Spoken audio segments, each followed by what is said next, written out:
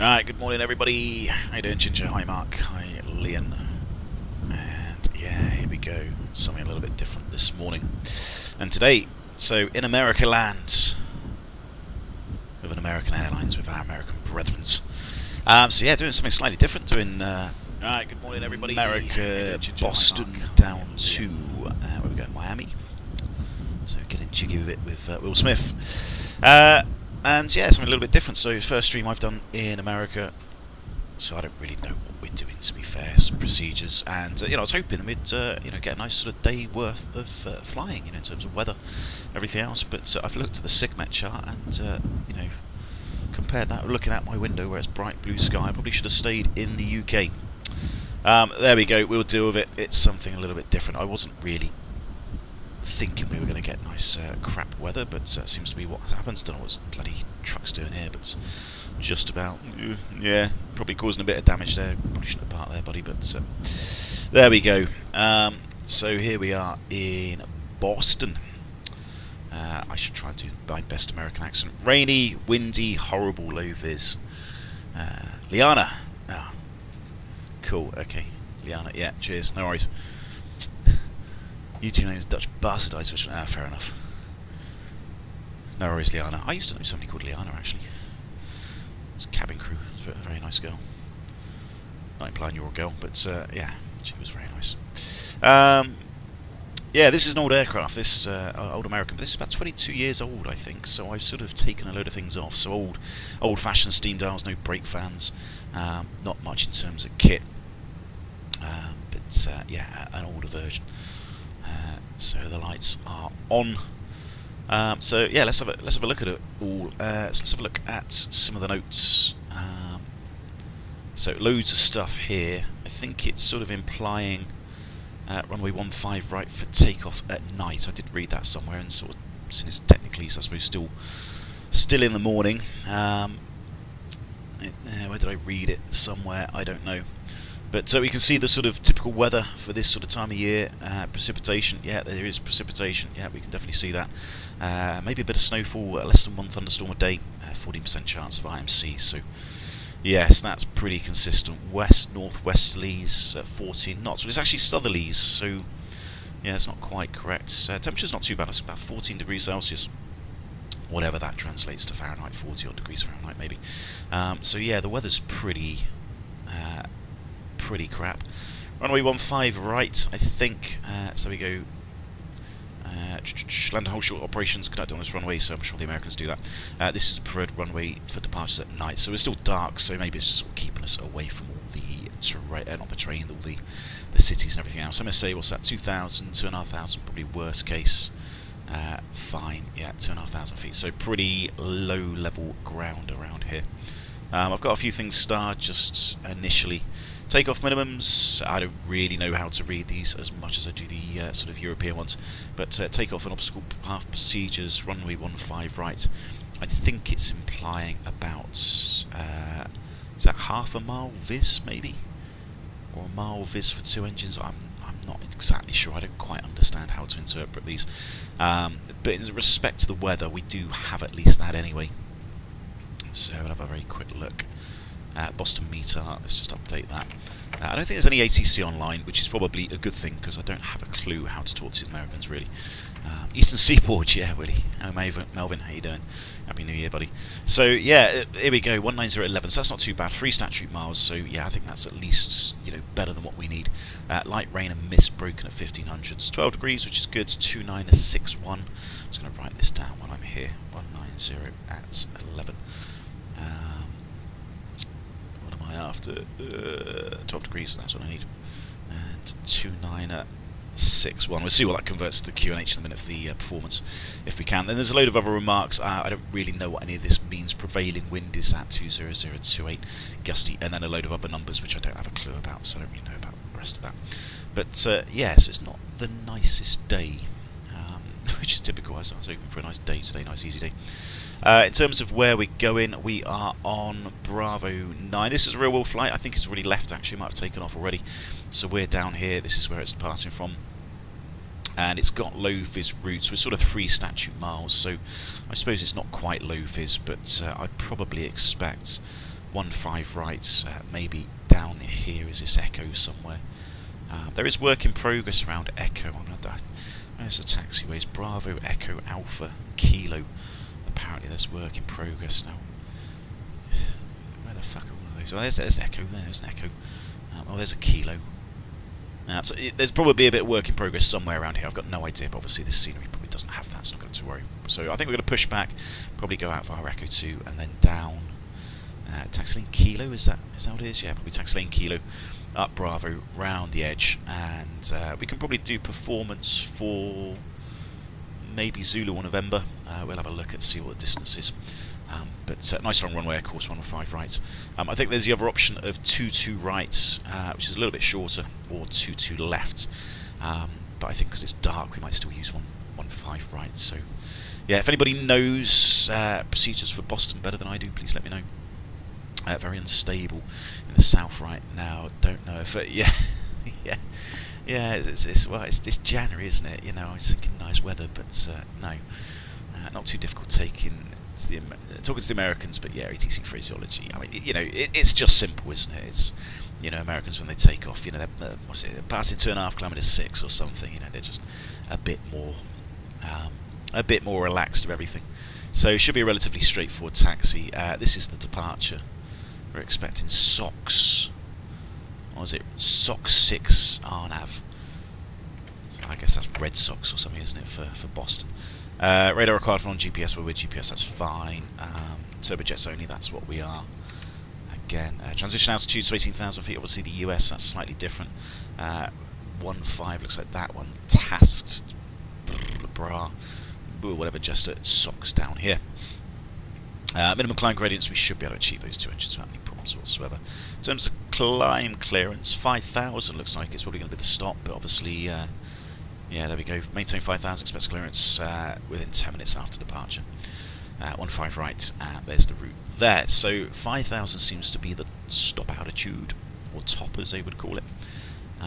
Let's have a quick look. What was the QNH 2961?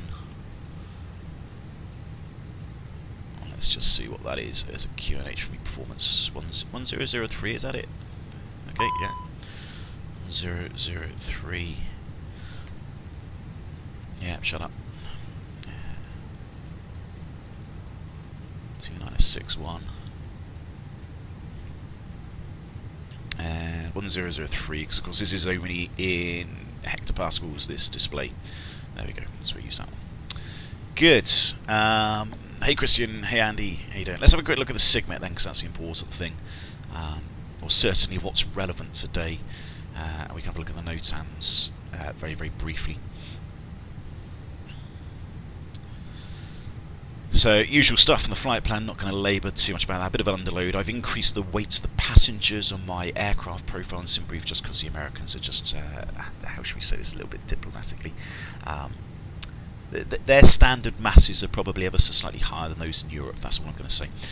So I've increased that, so the payload's probably a little bit more for the amount of passengers we got. In terms of fuel we can get, another 5 tonnes on, Plog's about 10. So 10 tonnes is what we need, but the weather's, oh here we go, let's SIGMET's Boston. Severe turbulence, not good. Embedded thunderstorms, not good. Miami, what's that? Thunderstorms, tops at 450. What else we got? Thunderstorms moving, blah blah blah blah, tops 350. SIGMET. So there's basically a load of shite around. Miami's looking nice though, so relatively still winds at the minute, but it was going to be gusty. There we go. So I thought it was going to get a nice easy day, but no, it's going to be gusty winds again. So another crap landing in store in about 3 hours' time. But Viz is looking good, temperature's looking good. Just windy maybe later on today, 13 from 1400. I suppose that's Zulu, isn't it? So yeah, to be fair, that might be applicable for us.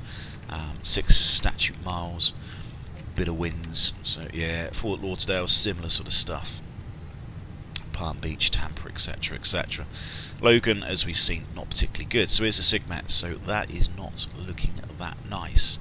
So, how well you can see it, probably can't see that, I need to zoom in, but I can't. So, occasional embedded CBs up to, what's that, 45,000 feet, I think it was. Let's just move that across so I can read it. got my Sigmet here.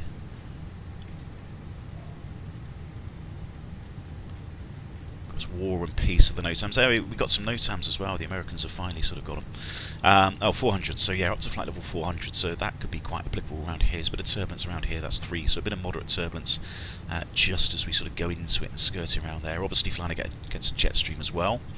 So probably should have done the other way really. I should have done Miami to Boston. It would have been a bit quicker. But there we go.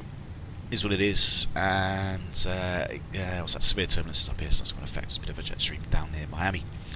So yes, not the nicest day, unfortunately. Up to flight level 4-5. Yeah, this is America now, isn't it? US 80, US is 105. Is it? Yeah, I think I'd put it 95. I think, Christian. But then 15 kilometers of 15 kilograms of bags, so shouldn't be too bad. Yeah, they are a bit. Yes, slightly heavier, aren't they? Wait till you do a stream out of Fiji.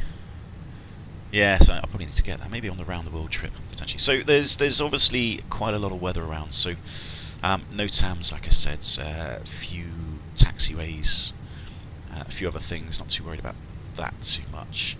A stack, something, a chimney stack. Something about autolands, not going to worry about that. Approach light system 404 right into US, not going to worry about that. Not too sure what this is. I don't know, is that a runway condition code 555, 10% wet? Sounds like it, so probably wet runway up, which is pretty obvious because it was raining. But maybe braking action good, so you know, at least the braking action is fine. And then there is literally, can I drag it? No, come on. There we go. This is how many NOTAMs there are. It seems like the US has finally caught up after their system failure the other day. So I'm not going to read that. There's lots of it. So, and you know how much that's applicable to me, I don't really know. But the route is there, so pretty straightforward stuff. So what do you say? We've got 10 tons plog. I'm going to go, I think, 11.5 for the fuel, just because there is weather about. We may get another runway. It's got us for 2.7, which is probably making sense. But just in case we've got a different runway, in case we've got to be a little bit lower, 4,000 feet below for the turbulence, that's only another 300 kilograms. That's not too bad. But there may be a bit of deviation as well, just if there's some tops about. So, yeah. The only place where one person can book 2 seats. You can still book 2 seats in the US, in the UK, Willie. Oh, excuse me. So, yeah, let's go 11 and a half. What have we got? We've got literally half an hour now to it. We got a board, so probably would have been a little bit earlier than this. But let's get GSX going. So, request boarding. Boarding requested. Thank you.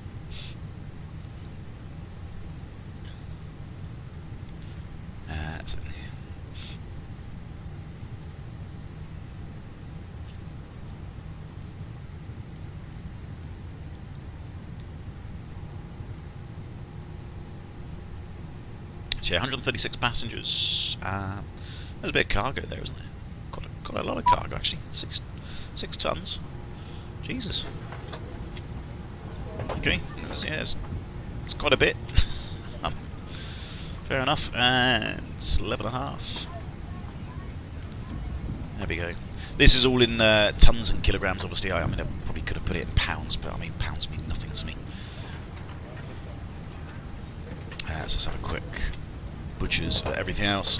So there's the routes. Well, we are American. That probably sounded more Irish, didn't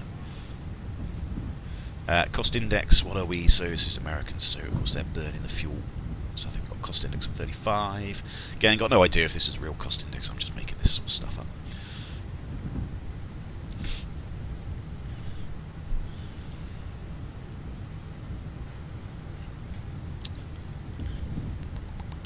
Philadelphia's online. Oh, is it? Okay, interesting. I'm surprised they're up so early. Can you book a seat for each cheek in the UK? Well, yeah, maybe not. So, yes, I'm not going to say anything. I don't want to. You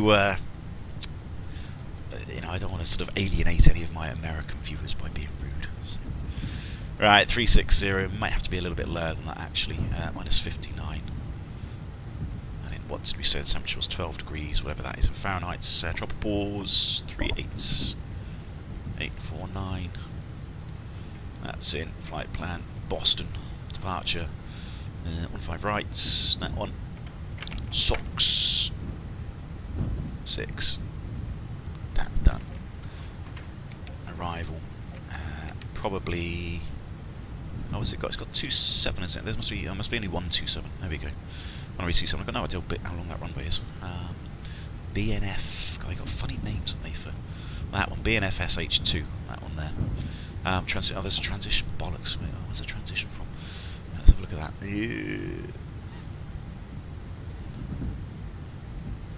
What? Which way am I coming in? Hog. Aha, that one. So yeah, this is a bit new to me. Hog, where? Oh, we're up there to the north. Fine, fair enough, good. Right, that's in. Distance is about 1,100 miles. 11:57 versus 11:53. That's looking good. Radnav's going to leave that alone for the minute. Progress. Let's see if we. In fact, let's go to left. I think might come back on that one if we need to, since that's generally the wind. Enjoy the replay yesterday. Yeah, go and have a good laugh, Chris. Go on, get out your system. It was shite. I know. It's just, you know, I can't land in. I can't land this thing. Put it that way. You know, I was saying to Gav last night. It's just like the aircraft does not respond as well as what I'm expecting it to respond to. And I don't know if that's just my control settings. I don't think it's the model. I don't think it's the Fenix model. I just don't think I'm used to this just flying it compared to the real aircraft. You know, the real aircraft side stick's a bit more responsive. I think the aircraft's a bit more responsive as well. Right, 7.5 tons. That's pretty much what the blog says. 2 hours 53. That's not so bad. That's a bit quicker actually. I don't know why that's so quick. It's not really counting the winds. Obviously, we headwind to 78. I don't think that's going to make any difference if we put that in. No, because I've already got the winds in. And 9.4 it thinks. We're going to take more than that. We're going to take 11.5. Emergencies, right, what are we going to do for emergencies? Because obviously I don't have any emergency procedures written down. So, right, where are the passengers coming from? I'm surprised the jetty's not working. That's one thing, I don't actually know how to disable jetties in GSX. I don't really know what I'm doing with things like that. Anyway, I'm not too bothered. I mean, we are definitely boarding, aren't we? Yeah, boarding passengers. Operate jetway. Yeah, I don't really know how to use this. Fly-by-wire is great, but it makes. I do need to start it up, Andy. I need to actually start getting into the fly-by-wire because I need to. It'd be nice to sort of see how that differs in terms of how different it feels in the control. You think the Fenix is overhyped? I do. Yeah, I think, you know, I wouldn't say it's overhyped in terms of the ability of the systems, everything else. I do like that, and I think for me, the difference is I like putting failures in because of course I can do that for preparation for sims, etc. And if I've got any technical things at work which I sort of need answering, then you know, I can sort of run a system failure through the Fenix and sort of get a general idea of just what's happening. I've got the Just Flight Concorde. Is that just been released, Andy? Or is that? Are you talking about MSFS? A little bit. So yeah, that's the reason why I like the Fenix. It's just a bit more powerful, I suppose, for things that I need to do. I don't know if I can get some. So yeah, the jetty doesn't seem to want to work. I don't know. Maybe I'll just put some steps there.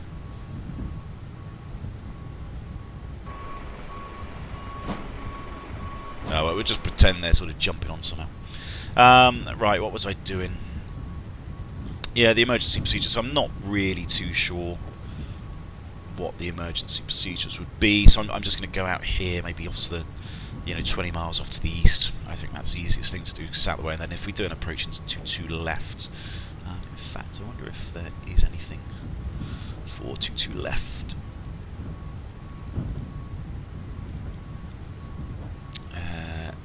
Not really. I don't know. Kelter. Where is that? PVD. Where's PVD? Providence. Maybe there's a holder. Maybe we can look at that. Yes, so let's do something like that for the emergencies, just in case an engine goes bang. Engine fail. K Boston. 150. Let's go 10 miles. Should have been sorted by then. Stall.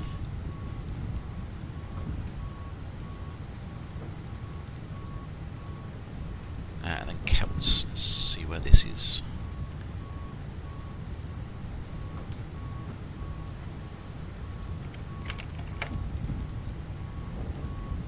Oh, it's down to the south. Okay.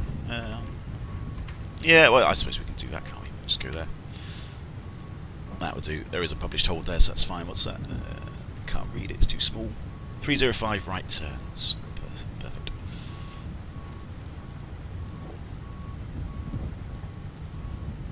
Yes, right turns are in. Ready. Excellent. Let's come back to here. Okay. Oh, wrong button.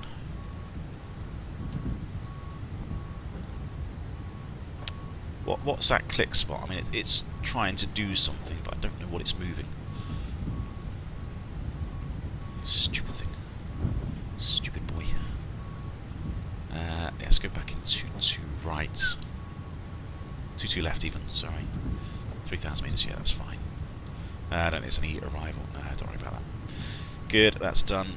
I'll put the performance in when we need it. Balancing the tracks is a real trick, yeah. It's been out a while, text was a bit rubbish, but it flies well the system. Okay, what's the other one? This is a DC one, isn't it? DC Concorde, that's the other one. I was just trying to gauge which one was better, I suppose. Right, how are we doing for fuel? Not quite there yet, still a few more minutes. Alright, there's the emergencies, that's perfect. Let's have a look at this.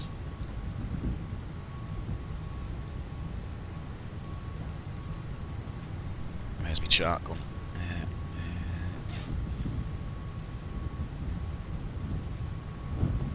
So takeoff task out above 3,000, 250 knots. Yeah, that's fine. Buckick, however you pronounce that. Chester. Oh, Chester, that's easy. And then socks. Great. And I guess the rest of the route is in. Buzzards. Say HTO. And then.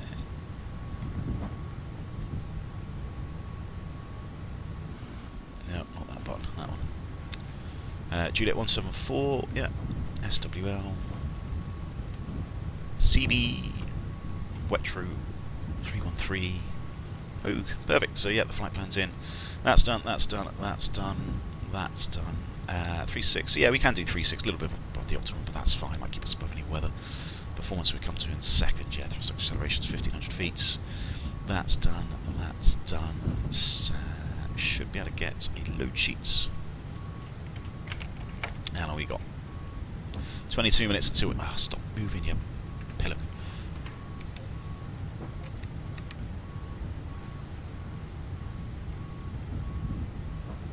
There's no load sheet.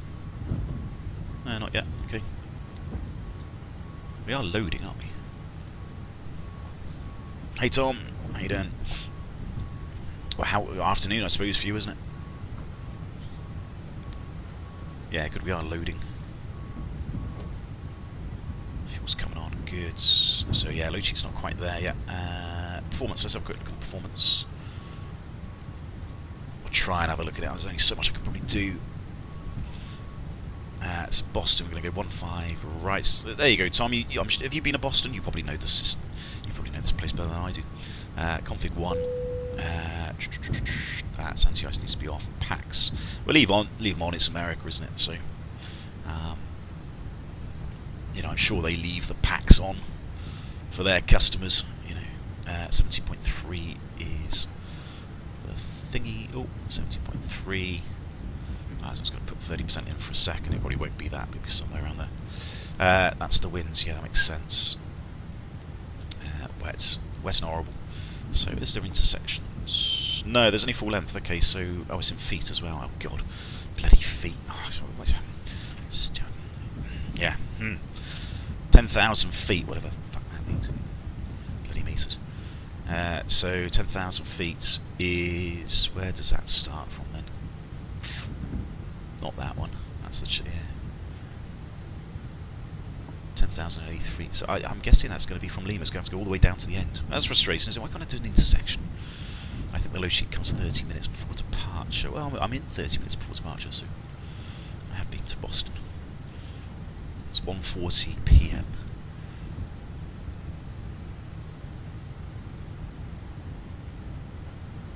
They usually will use 1.5 right, and then for us, because we're limited by weight. Yeah, I suppose you are. You're fat and heavy, aren't you, Tom? You're going all the way back to the Middle East. Yeah, I'll stick with 1.5 right. It's fine. You have to do the fuel and payload in pounds. No, Chris, I can't do that. I don't know. Pounds. I need bloody imperial units. When will the US catch up? Honestly, everything's a function of 10, isn't it, in metric? Pounds is bloody... Go on then, right. To the nearest fourth decimal point, how many pounds are in a kilogram? That's a stupid thing. And then inches. Like, why do they measure everything in inches? Like, I watched some really interesting, boring interesting things on YouTube with like people that make things and all sorts of things. And there's a guy that makes things on lathes and all sorts of things. And it's all very creative, all very good. But everything's measured in like it's 0.387 of an inch. Like what the fuck is that? It's what you mean about sort of 1.2 centimeters, or 120 mils. That's pretty bloody obvious. It's pretty it's a bit easier. Like, everything's to a bloody decimal. Oh no, mate, you're right. You hear me shouting. Doc's just come in to make sure I'm still alive. Yeah, don't worry about it. We'll do something once we get airborne. You're right. Settle down, mate. I've taken you for a walk. You better go run around. Settle down for a bit. Guess these little cons. I feel a little guilty on not doing anything with them. There we go. Got to learn to live with it. Anyway, so that's all done. We still got no load sheet. Come on, there's a bloody load sheet. God, the Americans are slow, aren't they? Yeah, the Boeing weights are converted from pounds to keep. I guess that means to kilograms, is it? It just seems such a faff. I know the Americans. Again, I'm not alienating the Americans here. They're probably sitting going, no, Imperial's the best thing since sliced bread, and we can't be done. Can't be doing without that. But to me, it just seems a bit daft. Right, let's buck some speed. So what we got? Green dots, 222, 200, about there. And what we got? V2 is going to be about 158. What's our speed actually? Our speed 196.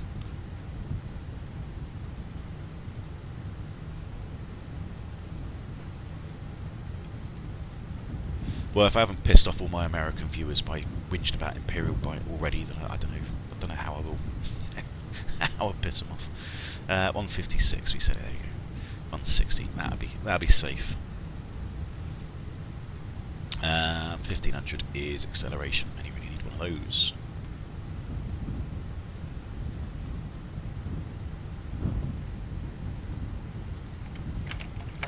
Come on, load sheet.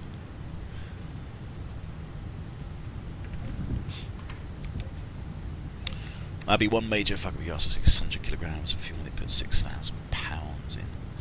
Yeah. Didn't that cause an accident conversion? Yeah, that was the Gimli glider, the Air Canada in the 80s, I think it was. They were converting. What were they converting? Something litres to gallons, I think, or something along those lines. And yeah, just the whole conversion was just completely messed up. Which to be fair, it is easily done. It's not simple, is it? It's a conversion. You've got to do is you've got to sort of be right. If you're not right, you run out of fuel. But ironically, I think in pretty much every single airline manual I've had, and not only that, but I don't know how familiar people are with it, but you get a Jeppesen general route manual. We've got something called Lido, which is a little bit different, but we have route manuals which have all the company sort of rules and regulations, various other sort of definitions of everything. It just basically covers all the sort of legal stuff for aviation. But even in that, it has the conversion rates from converting one thing to another. So that they probably had the manuals, they just didn't actually look at them. So, I'm not criticising. They did a very good job. The captain did a very good job. He landed the aircraft. So it was a safe outcome, wasn't it? But they had the potential of getting that right, I think. Right, that's done. I'm going to close the door. I'm going to assume we are all on.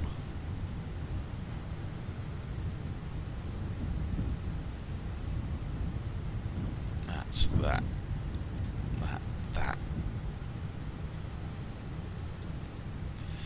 APU's good. We can get rid of that one.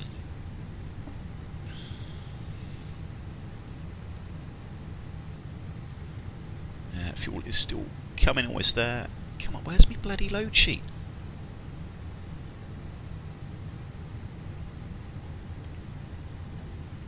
I'm just going to have to resend it, aren't I? What's the time? Well, we've got 13 minutes until we're supposed to go. It's too early for math, yeah. Air Canada flight. He needed to convert the 7,682 litres of fuel already in the tanks to their equivalent mass in kilograms. So that's easy enough, isn't it? That's just, what's that? 7682 multiplied by 8, approximately. So there's your kilograms, and then subtract that figure from the 22,300 that they would have needed, and convert the... Right, yeah, so, let's have a look. So,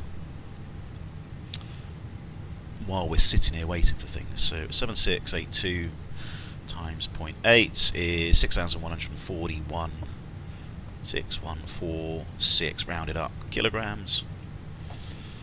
What they need? 22.3 minus 6146. So they needed 16,154 kilograms. That's how much they needed, and then they needed that. So yeah, is it literage, or so then you just convert that by whatever conversion factor it is to get that into litres or imperial gallons, whatever it was.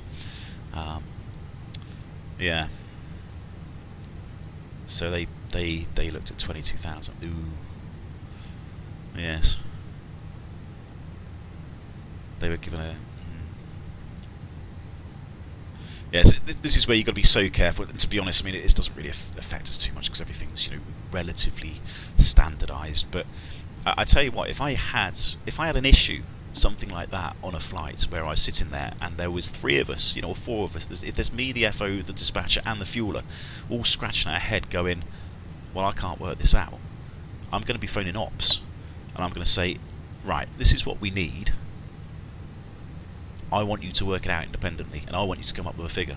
And that way I'm saying I'm not moving this aircraft until you and I can both come up with a figure that is on par with each other. So, obviously there is commercial pressures you need to get away, but, this is fuel, for Christ's sake, you need it. What's that? So, yeah, 76, so 1469. So you've used the exact, I just used 0.8, so that's how much they needed. 16 kilograms, 16,000 kilograms extra, yeah.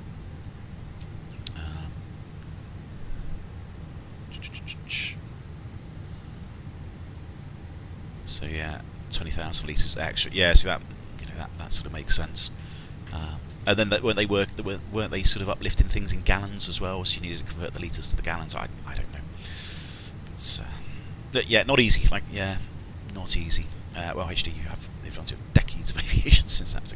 I do, Liana. Yes, this is the sad thing, isn't it? Accidents often, as tragic as they are, they often, are learning exercises for all of us. Right, I don't know where that load sheet is, so I'm just going to resend it. So yes, we do learn from mistakes, sadly, and very, very sadly, somebody has to make that mistake. So zero fuel weight is 61.1. Why is that so bloody different? See, that shouldn't be right. So why have I got a different zero fuel weight? Boston, Miami. That's, yeah, so I've got the right flight. Let's have a look. What's my zero fuel weight? 14,960 plus 58,989 is... Oh no, wrong bloody number. 44. See, I'm using the wrong numbers now. 14,960. 58. So my zero fuel weight should be 59 tons.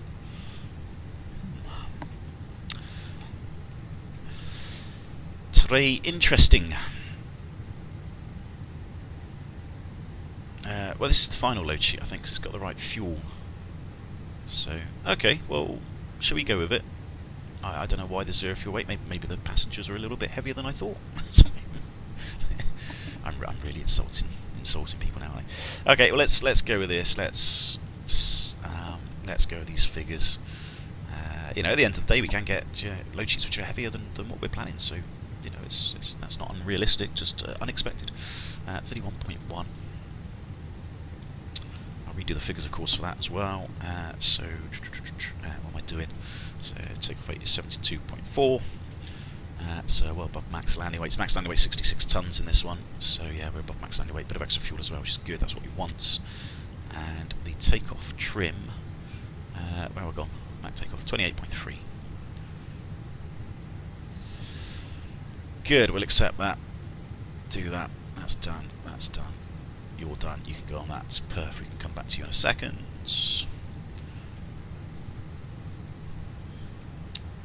Maybe because the extra... No, it's a zero fuel weight now. So, you know, zero fuel weight is exactly what it says on the tin. It's the weight without any fuel on board at all. So that's just the weight of the aircraft plus the payload. So, yeah, I'm not quite sure why that's happened. Let's go. There you go, 72.4, 28, perfect. That's the figures we need. So, yeah, no toga, no anti-ice, don't need that. It's too warm and wet for that. Packs can stay on for departure. Let's just sync well. I don't think that's updated goods. So, full length, that's the only figures we got. Some quick butchers, 49. So, a bit of a split, but pretty high speed. That makes sense. It's a long runway. So, 49, 58, 60.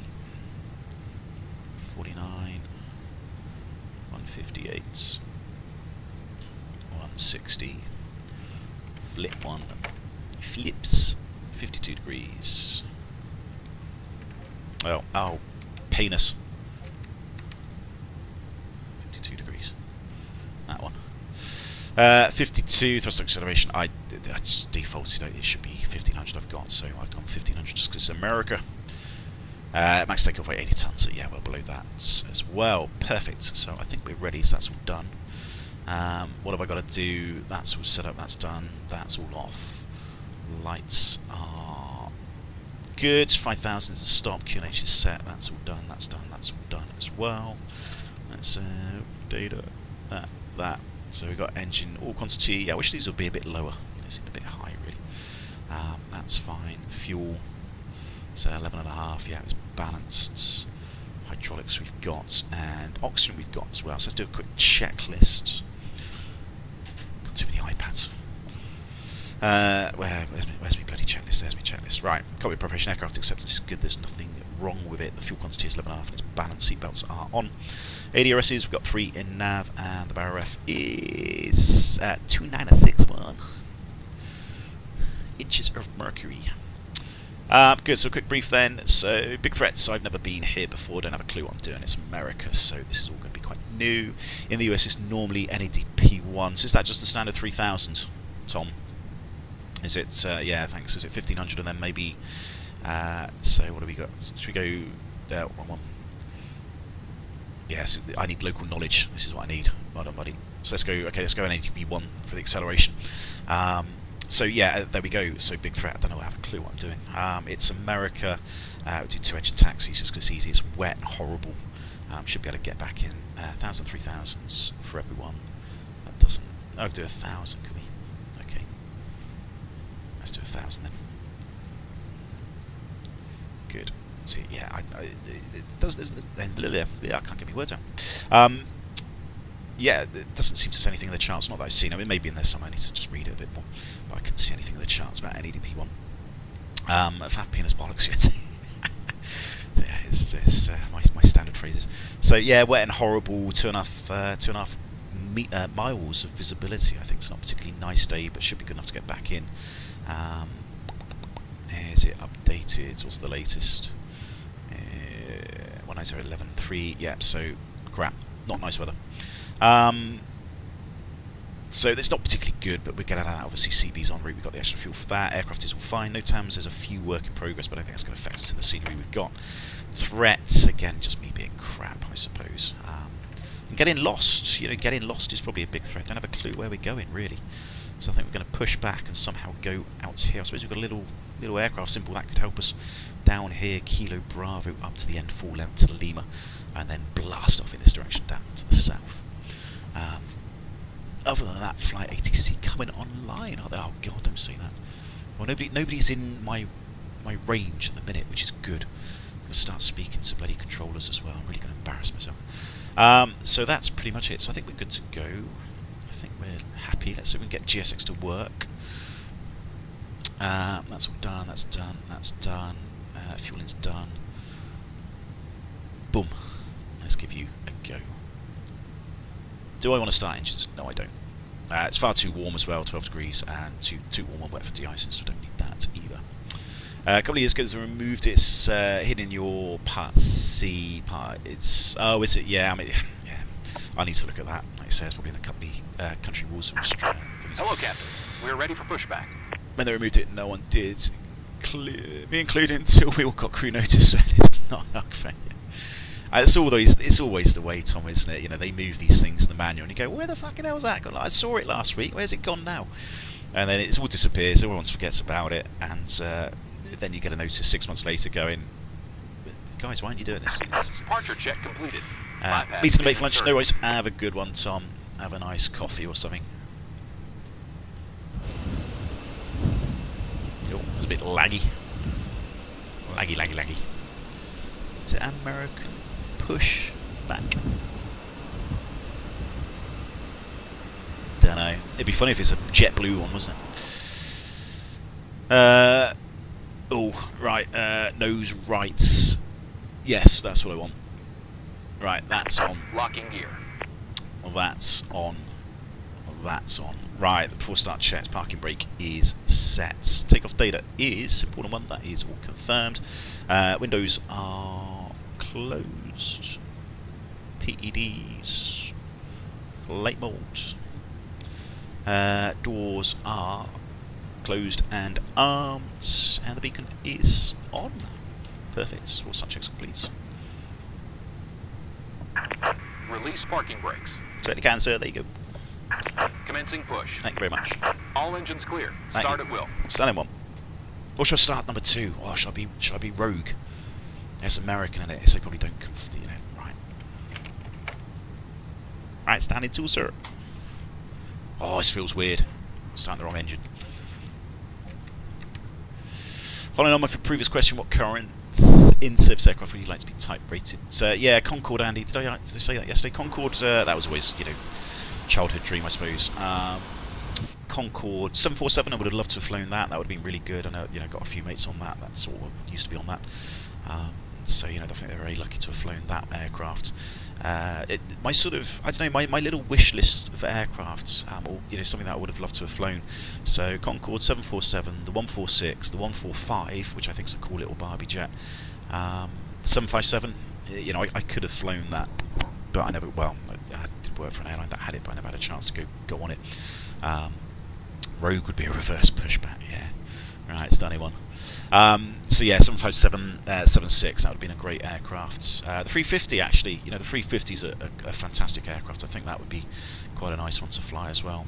So I think those are sort of my main aircraft that I think would have been really, really good to have been on. But, there we go. Alas, it's all 737s and 320s nowadays, isn't it? That's it. Set parking brakes. Oh, the TriStar as well. The TriStar, that's the other one I would have liked to have flown. Waiting your confirmation for good engine start. So yeah, there's probably a few aircraft that I think I would have liked to have flown. Current in service HD. Didn't see a Concorde flying anymore. No, well, exactly. As in terms of what's currently in service, I suppose 75 is still there, isn't it? Right, engine started. That's good. 146. There's probably still a few of those around. That's off. That's off. Don't need the anti-ice. That's done.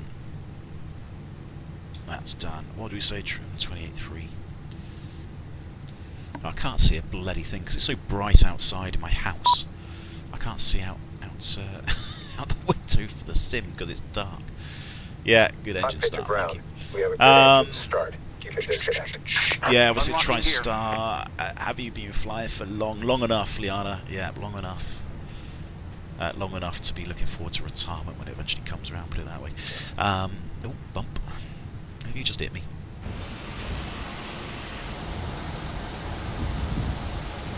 I haven't done any Unicom call. It's naughty. There's no one here, so I don't really care. But there we go. 228.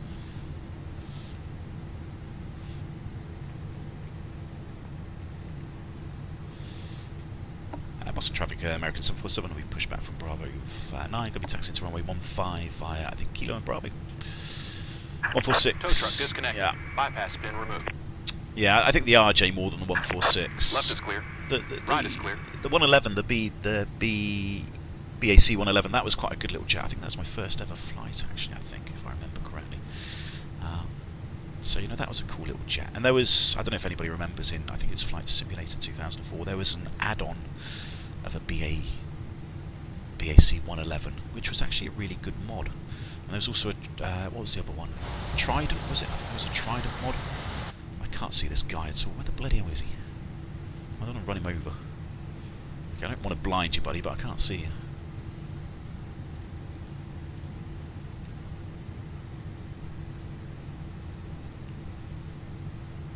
Oh, there he is. He's gone. Yeah, got to start. Oh, I thought that's me then, Christian. I thought, what have I done? What's happened to it? Right, Tug's disappeared. Is he gonna? Is he waved and just buggering off? I didn't see him. Have you shown me the pin? I don't think you have shown me the pin. Well, yeah, I just didn't see it. No, he's gone. Okay, he must bugger off then. Right, after starts, anti-ice is off, not required. Ecom status is jets. Pitch trim is 28.3% set, and the rudder trim is neutral. After that checks completes. Right, so right here, and then right and left. Let's get out of here. God, this almost looks sleety, doesn't it? It looks wintry. It's probably too warm for sleep, but.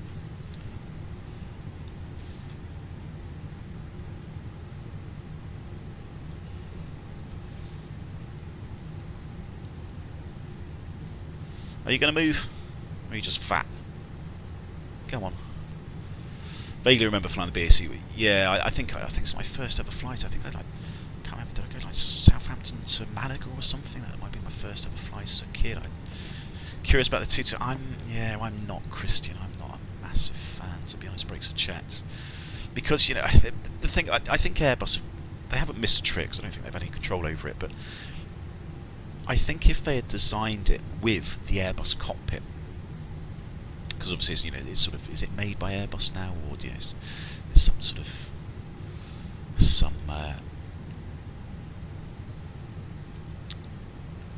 some involvement, isn't it? You know, I think if it was an Airbus cockpit, it would be great because you know you could just sort of fly smaller regional airlines and. I don't know if the airline had, you know, they could get those aircraft and then they could fly the smaller routes and it might be a bit more cost efficient, etc. And the type ratings obviously would be a bit easier to do. So, you know, yeah, I don't like the fact it's got a completely different flight deck to the Airbus, even though it's supposedly an Airbus aircraft. But, you know, I know that's, you know, Airbus never designed it. They never, you know, it wasn't really their baby, so I appreciate that's probably why. I remember flying DC-10. Yeah, DC-10s. Yeah. Wasn't a fan of that. Couldn't hear anything. Yeah. Yeah, I think I've flown in an MD-82 once going down to the Canaries years and years and years ago with the family. And we were sat right at the back next to the engine, so yeah, it was fucking noisy all the way down.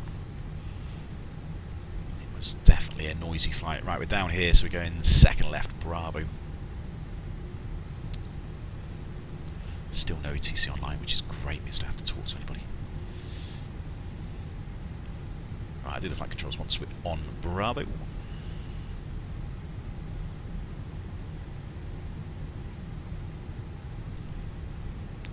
All Airbus did was rename it and put the... Yeah, exactly. Yeah. So it's not really an Airbus, is it? That's the thing. Is, you know, it's a bloody...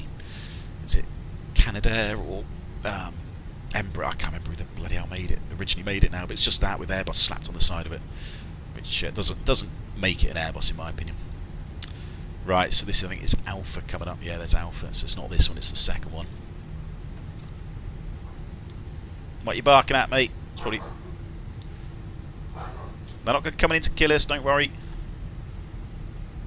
He'll come in for his recognition in a minute. Scared him away, Dad. He's probably barking at somebody down the street. They're probably like 200 yards away. Right, that's straight. Well, yeah, this is crap, isn't it? That's 2.5 miles. That's about right. Right, flight controls, full up, full down, neutral, full left, full right, neutral, full right rudder, full left rudder, neutral. Alright, go on, keep going. Alright, so you're done. Yep. That's done. That's all done. That's done, that's fine. That and that's done. Alright, quick beds then. Performance, we're going to go full length figures 4015 right, because that's what we've got available to us. Engine out was just, well, it's just all made up. It's straight ahead and then down to this Celts waypoint down here, and then we can come back in for 22 left if we need to. Departure is this SOX 6 something or other. That's in there. That's what we would have been given on a clearance, I'd imagine. And stopping at 5,000 feet initially, but it's obviously no ATC online, so we can probably climb straight up to a much higher altitude once we're done. Good 18,000 is the transition altitude in there as well. Fantastic.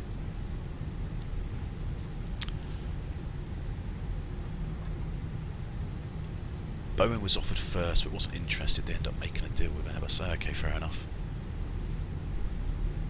Bombardier, that was it. I can't remember who did it. Well, it's lovely scenery of Boston anyway.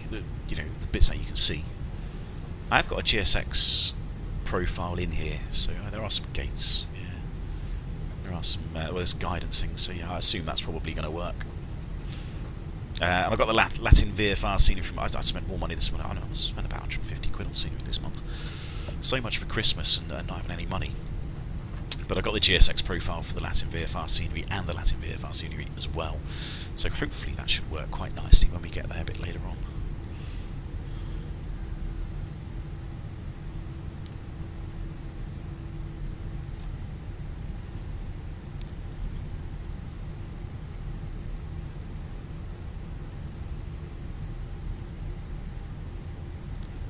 I just got this sort of urge just to start singing Bruce Springsteen, Born in the USA. I don't know why today.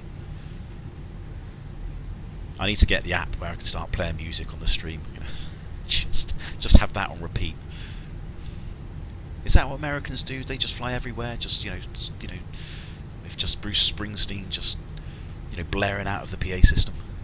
Is that McDonald's? Oh yeah, give me a sausage and egg McMuffin. I could murder one of those right now. Right, so this is looking like there's some red lights there, so that's probably the end of the runway down here somewhere. Let's get you a bit on 10. So where are we? So yeah, not the next right, then the one after that. So that's all that done. I think we've had 3 minutes of the engine to start the timer because I'm a twat. But the taxi checks, flight controls are checked. Flap setting is config 1. FMA is climb, nav blue 152.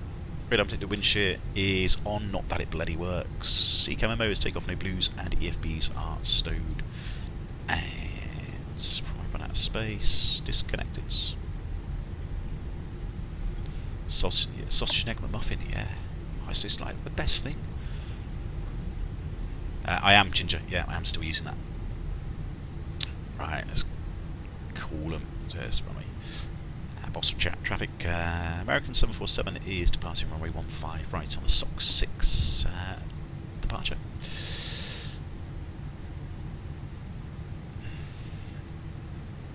Alright, get you on. Oh, come on. I fucking hate these bloody click spots. Bloody shite. Right, that's on. Is TARA, and packs 1 and 2 are off. Let's go romantic. What is the weather? Looks not. It's crapty. Yeah, I was going to have a nice easy day today with nice weather, and it's absolutely awful.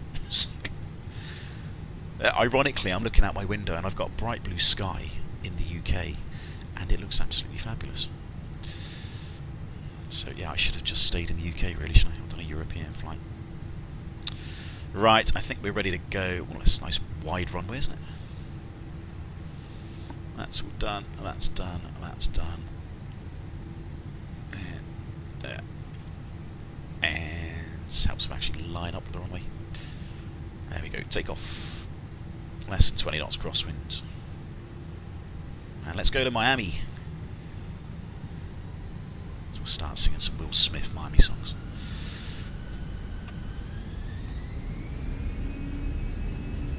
Flex 52 SRS. You better not be crossing a runway, you knob. Thrust is set.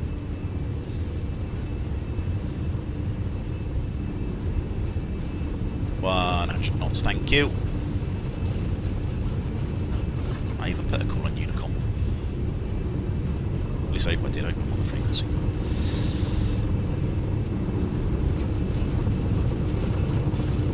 Right, V1. Rotates.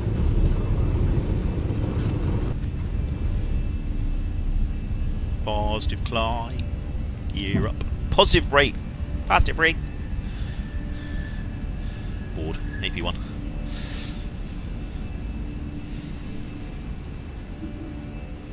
Shift L will control out. Turns all lights from the. Oh, is it? I don't know actually, Ginger. That's good. Good shout. I need to look at that. Not again, just for. Oh, did it hang? Is the stream working? Where is it? Yeah, it's still working, I think. Right, thrust climb. Oh, I turned the packs off, didn't I? Didn't need to do that. Oops, no, better to be off than on. There you go, force of habit. Performance accounted for them being on, so it's not a major issue.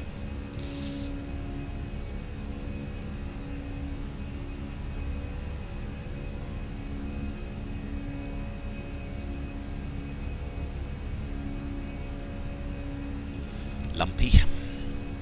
Is there a hillbilly flying the plane? Yeah. Got strong winds, and if 60 knots already, 2,500 feet.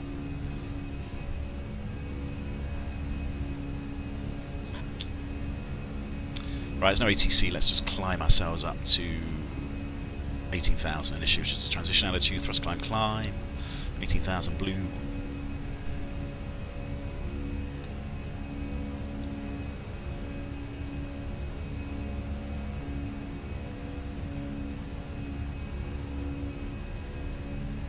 Oh, there's somebody coming to Miami with me. Oh, apologies if I swore at you on the stream. I did put a call on Unicom to say I was taking off, so you know, I appreciate you did actually stop. That's a long takeoff run. Heavy aircrafts, yeah, that's pretty well simulated. To be honest, we're quite heavy, 72 tons. Don't forget it's balanced field as well, so you know the performance is basically it's, even though the flex wasn't too high or too low, it's just sort of using as much runway as possible, because you know that's generally how it works, to allow you to stop as well, of course. But it just reduces the engine wear. Right, still 14 degrees. Don't need the anti-ice.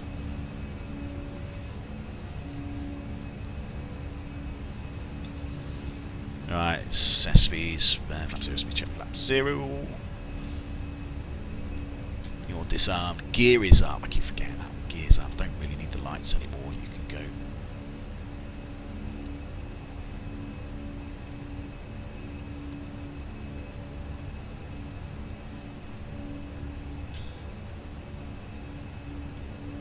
Company message.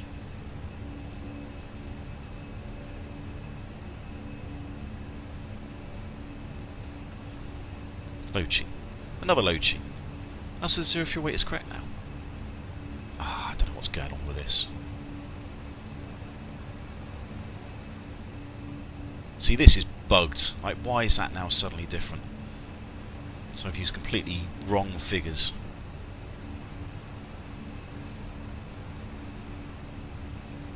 Takeoff weight. Yeah, so that's this is the original one because it's got a takeoff weight of or takeoff fuel of 9.6 ton. We had 11.5.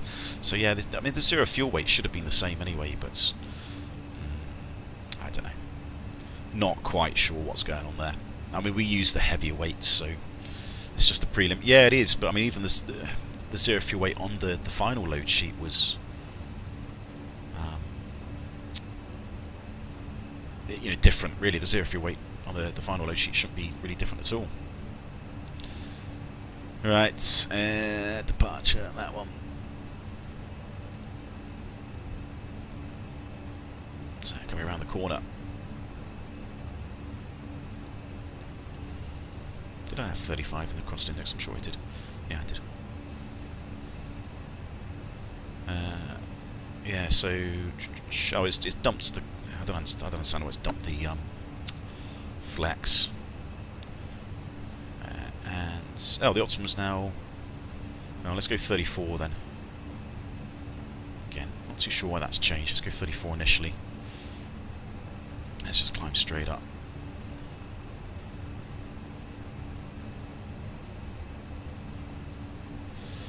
So open climb set standard. Standard is cross-checked, and flight level 340 is blue. No VATSIM guy at 6:20 AM. Local Boston time on duty. How could they keep it so low? Just yeah. Sounds quite good. Yeah, it does sound very realistic. I don't have any complaints against that. It does sound pretty good.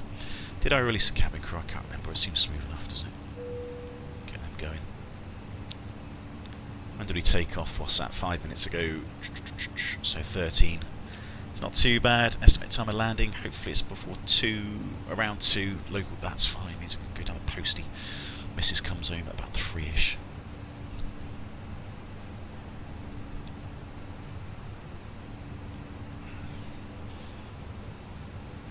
Just nothing to look at, sadly.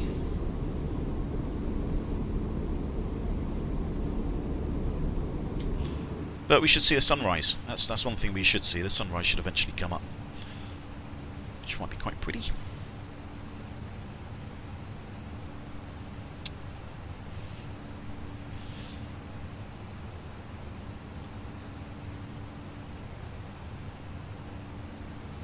There's a JetBlue on a 321 going to Heathrow.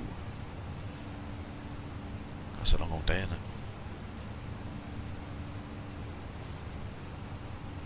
Yeah, it's one thing which it would be quite nice to have a decent 319 and a decent 321 model for the sim. I know the Latin VFR guys do have it, but you know, by all accounts, it's not particularly the best.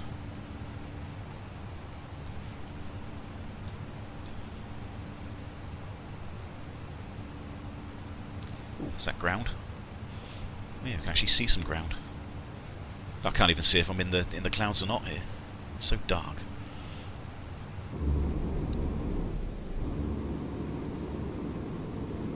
There's some lights.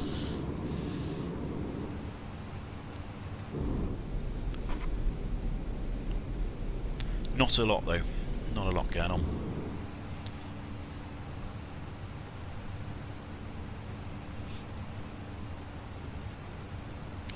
I was just asking, what is the sunrise time? I'm not too sure. I mean, it can't be that far off. What are we? About 5 hours behind, so they're about... what's that? About 6 now, isn't it? 20 past 6? What is UTC? So, yeah, -5 in Boston is -5 behind UTC, so yeah, that should be, what, 20 past 6 in the morning. So sunrise should be pretty soon, I think. Is it maybe about 7 o'clock, potentially? Actually, I've got the app. It would tell me on the app now. Let's have a quick look.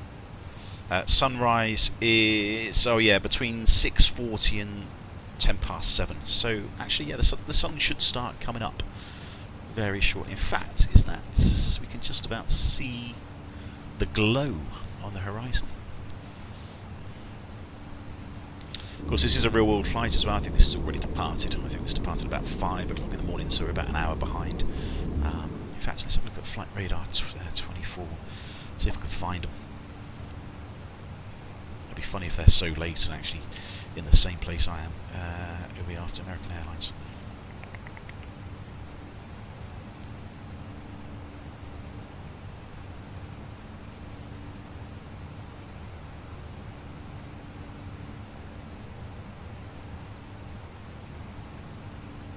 There's a lot of airlines that start with air, aren't they? I suppose it kind of makes sense. American Airlines, apply. Nope. Boston to Philly, Boston to Washington. Oh, they've been using... so I should have used 2... yeah, to be fair, I should have used 2 right. There we go. Yeah, that's what they use in the real life. I should have checked that actually. If I checked that, I would have used the right one. Okay, you know, my mistake. Hold my hands up. Washington.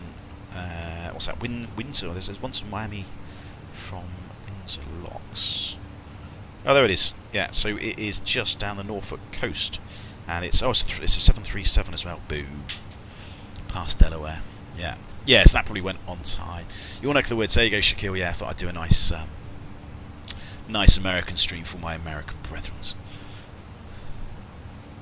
Right, I think it's smooth enough. We can let them out. And probably MSA as well. I can go to 10:30. Yeah, this is sort of an English Americanized, bastardized version of a flight where everything's still in kilograms because it's metric. I'm still sort of using my SOPs and probably using sort of European type phraseology rather than just abbreviating everything.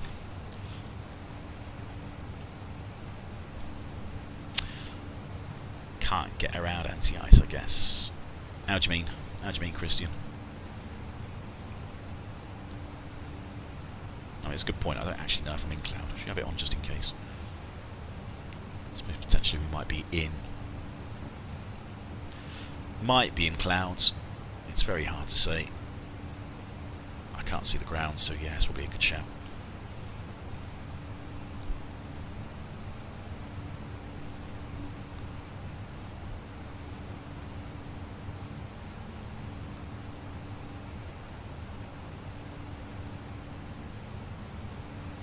How do I get rid of that? There we go. Done.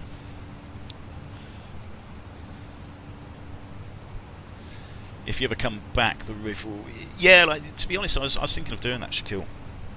That was a thought process last night, because I don't know if you probably missed it earlier, but I spent more money again this morning, so it's more money spent on this bloody sim.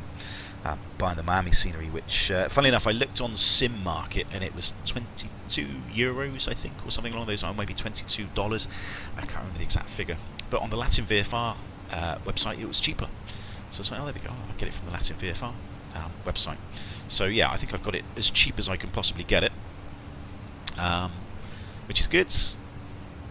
But I was thinking, maybe I need to do a Washington flight, because I thought if I went down to Washington today, I don't know how far away it is, how long. Where is Washington? Where is it? I don't know. Where is Washington? I've got no idea. Down here somewhere. You're at the end of a river somewhere, aren't you? I thought maybe I could do a 2-sector, maybe like Boston, Washington, 2-sector. There's Philly. You can't be that hard to find.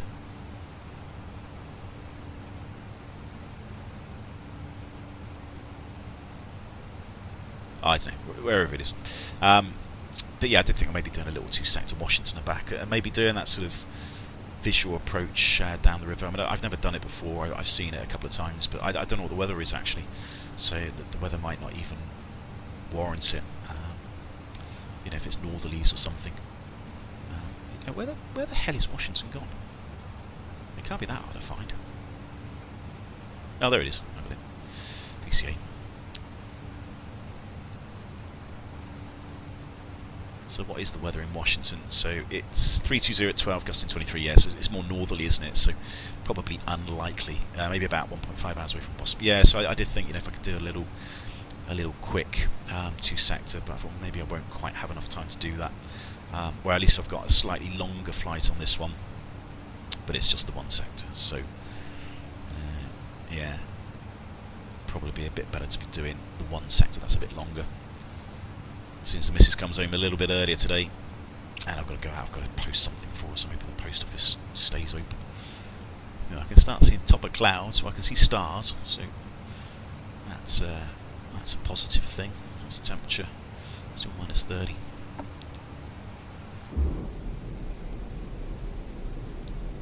Oh, we can just about see the glow of the sunrise on the horizon over here. Turns off live. Yeah, true. Yeah, could have done that. But that's half the fun, isn't it? Doing it in the real conditions.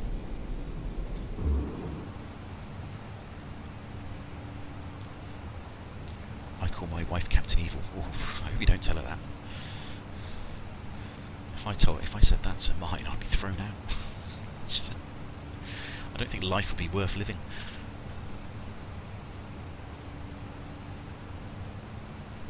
Well, at least when the sun comes up, at least we should be able to see these, you know, any CBs around a bit better.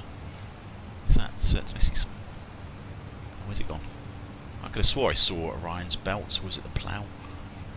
Yeah. No, is it? Maybe not. Maybe I'm just talking bollocks again, which is probably true. Hey Paul, Happy New Year. Yeah, back into 2023 now. God, last year went quick, didn't it? Like, time goes so fast now. I could do with duster, my desk is so dusty. There is, have I got one of those microfiber cloths? Oh, I got one of those little fluffy things that you get on the aircraft. Fluffy toy. It's a bit better.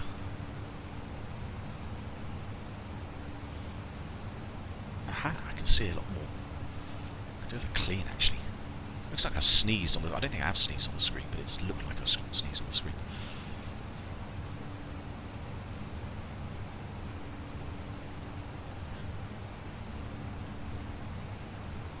Need like a wet wipe or something. Right, it's a bit better.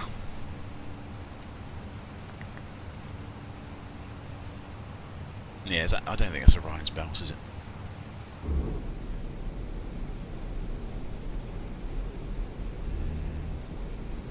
No.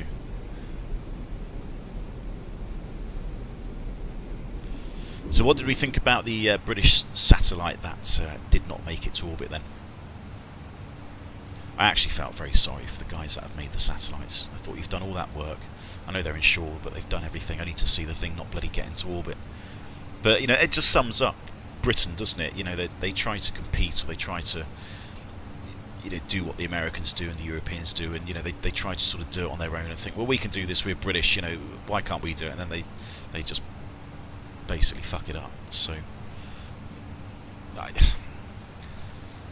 yeah, if you're going to do things, Britain, make sure you do it right. You know, don't cock it up. So I don't know what went wrong. Well, I mean, it was the second stage, wasn't it? The second stage didn't ignite, or something along those lines. Something didn't quite work as you know, how they expected. But yeah, there we go. That's what happens. I thought the press reaction was poor, almost gleeful. That failed. Yeah, and you know, I'm not one to celebrate failure. You know, that's not my sort of mentality at all. But you know, part of me sort of thinks, well, you know, we've just proved that, you know, we're not really competing on that sort of level, are we? You know, it's, you know, we're the sort of little man, aren't we? You know, we're not the big fish anymore. We're the little man in a very, very sort of large pond. And you know, we're not that successful at things. So I just, it's a bit embarrassing. I think that's the worst thing is you almost want to sort of be good and successful and prove to people you can do it, and then you're not. So that I just find that a little bit embarrassing. But there we go. It's not my problems. I don't have any involvement in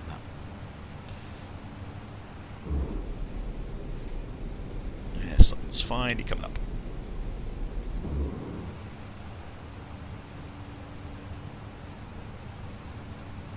Don't tell the British women's football team. Well, to be fair, they're probably actually, they are probably one of the best teams in the world, aren't they? Not that I'm going to discuss women's football or the quality of it, or really, it's a dangerous subject, that, isn't it? To be publicly talking about that. I think, okay, to be objective about this and to be realistic with women's football, certainly with England as well, that they do really, really well. They've obviously got a really good side, and they do win a lot of the time, which is fantastic. It's great for women's football, and it's great for the sports and everything else. So that is that is good. As a German, I don't understand why the British do it themselves. And the Europe nations are so much stronger doing it. Well, we voted to leave, didn't we? We voted to leave D. So unfortunately, this is the British mentality. They'd rather try and do it themselves and stick their fingers up at people, and which is fine. I don't mind if they do that, but if they need to actually do it. It's fine doing it yourselves and sticking your fingers up at other people, but actually do it well. Be successful. Don't embarrass yourself and fuck it up. Which is what Britain seems to do more often than not. Anyway, enough about that. But yeah, the women's football. And again, I'm trying to be objective about this and sort of, relatively unbiased. I think anybody that watches women's football, I think where you notice the massive difference in the quality is the goalkeepers and the defending. That for me is the biggest tell of women's football, where the goalkeepers are, how can I say this diplomatically, poor, I suppose, to a degree. Now the English goalkeeper is actually pretty good, which is good for England, obviously. But I think that makes a massive difference to the English team. Is that they have a pretty good goalkeeper that is willing to throw themselves all over the goal, dive for the ball, reach for it, go for it. Not afraid to get stuck in. Where you see a lot of women goalkeepers, they almost seem very timid. They don't go for the balls, they don't jump, they don't try and dive for it, unlike what the men counterparts do. And then obviously the result of that is, you've only got to hit the ball far enough outside the reach of a goalkeeper, and it's relatively easy to score. And obviously these are full-size goals, so it's quite a large space to get the ball in. I live in Germany. Lower liberated fan by British would know how good it's working together. So yeah, I think that's the sort of problem with the women's game, really, is that the women's goalkeepers just, they don't seem to be, obviously they're never probably going to be quite as good as the men, in terms of maybe how they're built, etc. But that's what I seem to notice anyway, is the goalkeeping seems to be a lot less consistent than the men's side of it, and the defending as well. The defending just seems to be pretty poor at times as well. There doesn't seem to be any discipline, and a lot of these goals you see in women's football are, smack out start. The ball's just bundled into the net. There's sort of 10 people within the 6-yard line of women's football, and then it just somehow gets bundled in. There just doesn't seem to be any, I would say discipline, but I don't know, there just doesn't seem to be something there which they don't seem to get rid of the ball. And I don't know why that is. I don't know if that's a physical aspect, a mental aspect, I'm not too sure. But anyway, I'm not dissing women's football, obviously. It is very good for the English team at the minute. But there are certain aspects of it which I don't think are on the same level as the men's football. As a result, I think you see a lot higher score lines. There we go. That's how it is. Oh, it's not too bad, you know, if you watch a game that's 20-0, it's quite entertaining, isn't it, really? Right, anyway, so out cruise, that's all fine. Starting to see a bit more, looks relatively clear ahead of us. How long have we got? So, oh, it says half 2 now, Jesus Christ. So this is headwind, isn't it? 105 knots, yeah, that's not particularly good. Can we climb out of this? Not really. 3-4. 3-6 is a bit of a push. That's done, that's done, that's done, that's done. That's copied.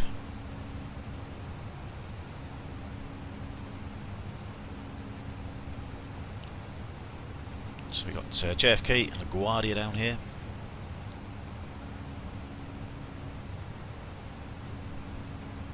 There's not really many directs we can go either. It's pretty much a straight line down the case. Topic is very sensitive. It is Pascal, yeah. So I'm not gonna lambaster it. You know, just tear it apart, because that's completely unfair. Because you know these women footballers are probably a lot better than I am. So yeah, it's like I said, it's more of an objective sort of observation. I think just on what I think of where the differences are. So there we go, we're sort of top of the clouds. This is sort of forecast. This is forecast up to flight level 400 with some CBs around. I haven't seen any flashes yet. I don't know, thunderstorms simulated with the flashes in the sim? I must admit, I haven't actually seen any, but you know, there would be some thunderstorms around here, I think. Obviously the weather radar would help us out in this. Or are you talking about the sort of the politics with EU and the rest of it, Pascal? I mean, that's a very sensitive subject as well, isn't it? Again, I'm not going to get involved in the politics.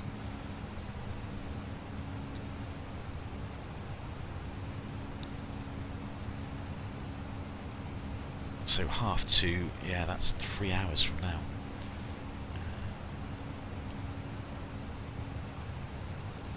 Yeah, let's just stick it to the aviation of the sim. It's you know, everybody's on an even playing field then, aren't they?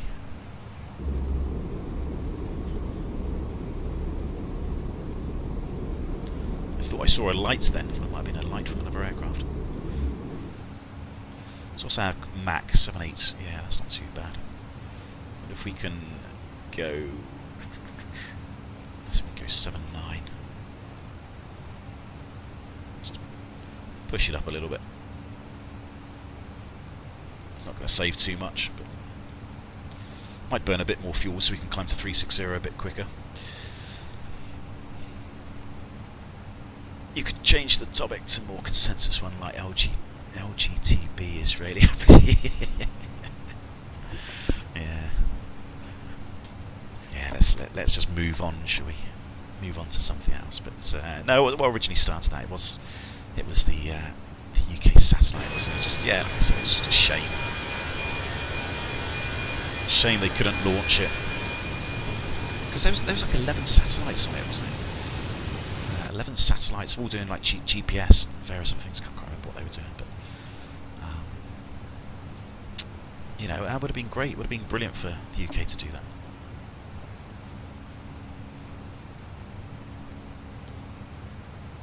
Right, do we have any VAT sim? It's far too early for the Americans to be up, isn't it? No. I mean, there's people in Florida by the looks of it. So that's Ocala. There's air traffic control online in Ocala. that very busy airport. That's you know, John Travolta flies in and out of it, and that's about it. So Jacksonville, yeah. Jacksonville's probably a bit more busy.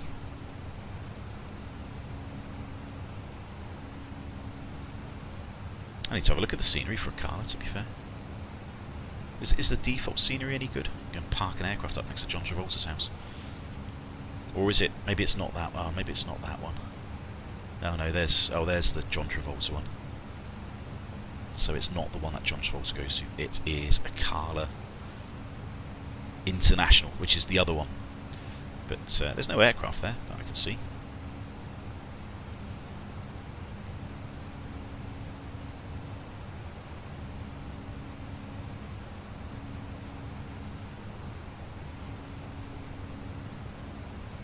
I need to find out where I'm parking as well.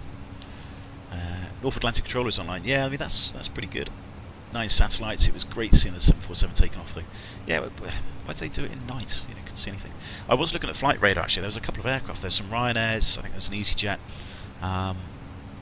Was there an Aer Lingus? There was a couple of aircraft that were flying north to various places like Edinburgh and Manchester and stuff. That were flying really, really close to the sort. I say really close, you know, a few hundred miles, but close to the pattern of where the 747 was. And I think it was an EasyJet. I think there was an EasyJet going to Belfast or Manchester. I can't remember. That was coming up from the Canaries. That was quite close when they launched the rockets, but it would have been quite close to that track as well. So, you know, I wonder if they had a really good view of it, because they might have seen something off in the horizon, and they might have seen this sort of rocket that sort of starts launching, and just seen this sort of line going up, and then sort of, you know, going up sort of, you know, going up near them, and then sort of across this way, and then maybe just coming back down again. I don't know. They might have actually seen it start burning up. I don't quite know how far the rocket went past them. But yeah, I think how cool was that? You know, if they had seen the rocket launch, you know, that's once in a lifetime thing. You really don't get to see those sort of things very often. I remember getting a NOTAM, getting a printout, I think, from somewhere, wherever it's our ops department. I can't remember where it was, but there was a NOTAM in the paperwork, and we got something printed off as well to warn us that I think it was a Chinese satellite. I think a Chinese satellite was sort of going out of control, and it was forecast to re-enter the atmosphere near to where we were. I say near. I mean, we're probably talking an area probably half the size of America here. But yeah, I think it was potentially forecast to come back down to Earth and burn up. And yeah, we had this printout saying, "Oh, just be aware that this satellite CS9A, whatever it was, you know, maybe burning up around that particular area." A couple of videos on YouTube with the shuttle launching and passing film. Yeah, that's quite good. I mean, they are allowed, aren't they? I think, you know, the passenger aircraft were allowed to sort of fly relatively close, because obviously the shuttle was always departing off to the east. So I suppose there was never a threat of any problems. You know, with sort of rocket debris and the rest of it.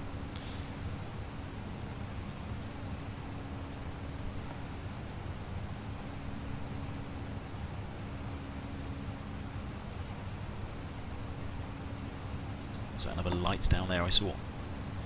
Might be a boat, potentially. Yeah, I think we're off the coast of Rhode Island, aren't we? Yeah. So New York's over there. New York, Dover. That's a military base, isn't it? Dover. Fairly sure they got a load of C5s. Is that?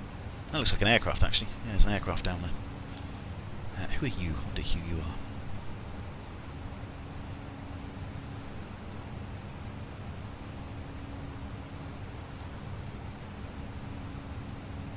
Somebody just come out of New York, and they are going to down to the Caribbean by the looks of it. Queen Beatrix, TNCA, wherever that is. Who is it? It's what are they in? 320. They're in a 320 as well. So yeah, somebody else going down to the Caribbean. That was another option today. I was thinking maybe I'll go down to St. Martin, something like that, but I think the flight time is maybe just a little bit longer, and of course you're just over the sea. There's not really much to look at. At least with this, you might have a bit of a chance to look at something. He says, looking out the window and not seeing a thing. So yeah, New York, so somewhere over here, I think. Not that we can see anything of it. That's it, Andy. Yeah, down there. Right, I suppose I should do a fuel check and everything, really. I'm just chatting and not actually doing anything I should be doing. So, that is on below, that's good. Engines. Is this all button working yet? No, it isn't. Pressurization's good. Electrics, that's fine. That's good. That's good. That's good. That's good. That's good. That's all fine. Oh, one thing I didn't check. Did I have got the failures on? Nah, I didn't have the failures on. Store as default. Forgot to do that. I should have checked that really, because you never know, there's always failures and stuff when you get on the ground. Like Gav did the other day where he's got his reverser fault. But there we go, we might get a failure or something in the cruise, potentially. Alright, that's done. So, get it. So we are about 35 minutes in.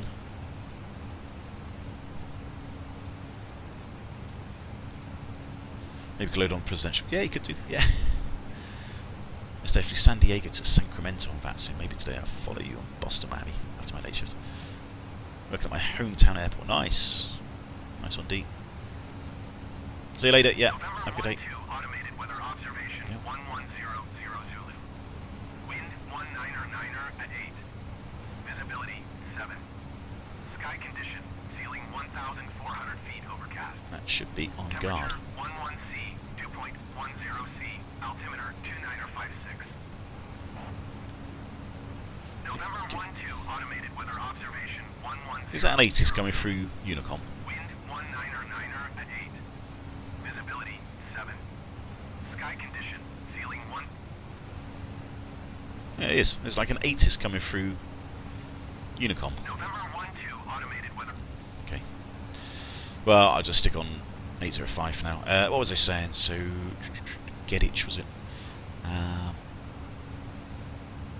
What was contingency? Contingency's 400s plus another, what's that? 1600, so that's about 2 tons extra. Gedich, so 2 tons, should be about 9 tons in the tank, about 36 minutes in. 36 minutes, 35, that's spot on. 9 tons, yeah, that's spot on as well, because there's no fuel leaks. It is balanced as well. Perfect. The prog. Somebody was asking me about the step climb on Discord, I think, recently, and there should be.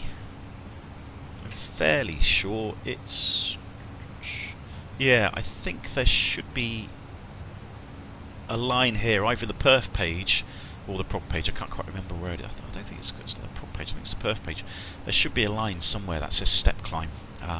On one of these pages, which is not there in this, but I mean we can still do it in the vertical revision side of the flight plan. So we've got step altitudes there, so we can actually put a step climb in.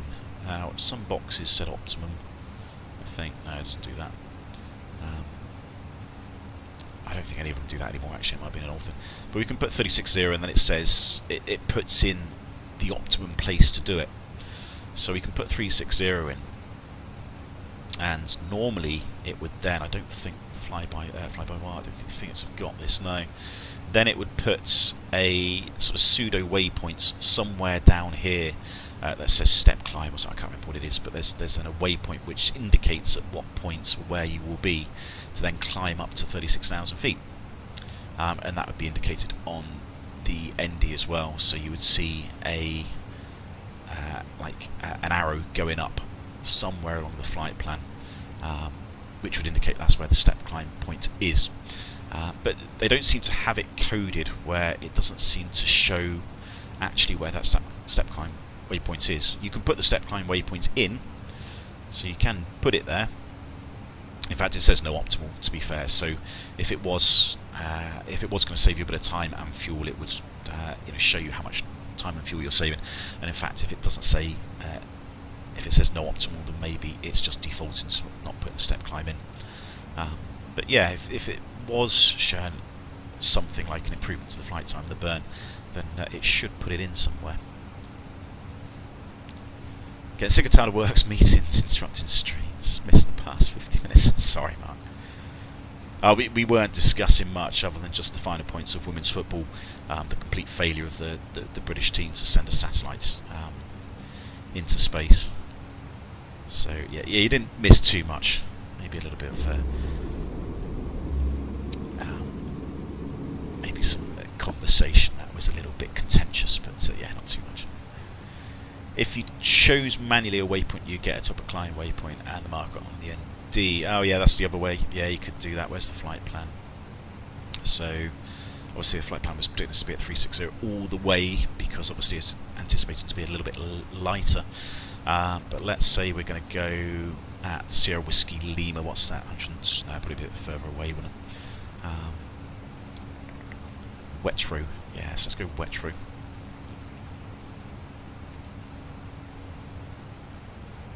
So 360.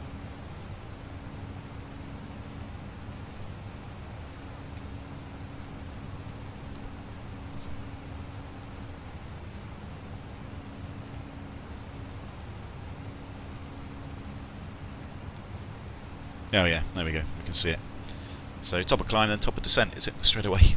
Yeah. So yeah, you can do that manually, like Christian said. But if you just put 360 in, it should work out where the optimum place to climb is, if it's worthwhile doing. Which in this case, it didn't seem to think it was worthwhile doing it anyway. So we might just leave that, and we might just leave it at 340. I think by the time it says optimum 360, we might be going down anyway. Although we're still quite far away, aren't we? We're still quite far away from Miami from there, so I don't know. We'll have a look at it when needed to. Right, well, that's all fine.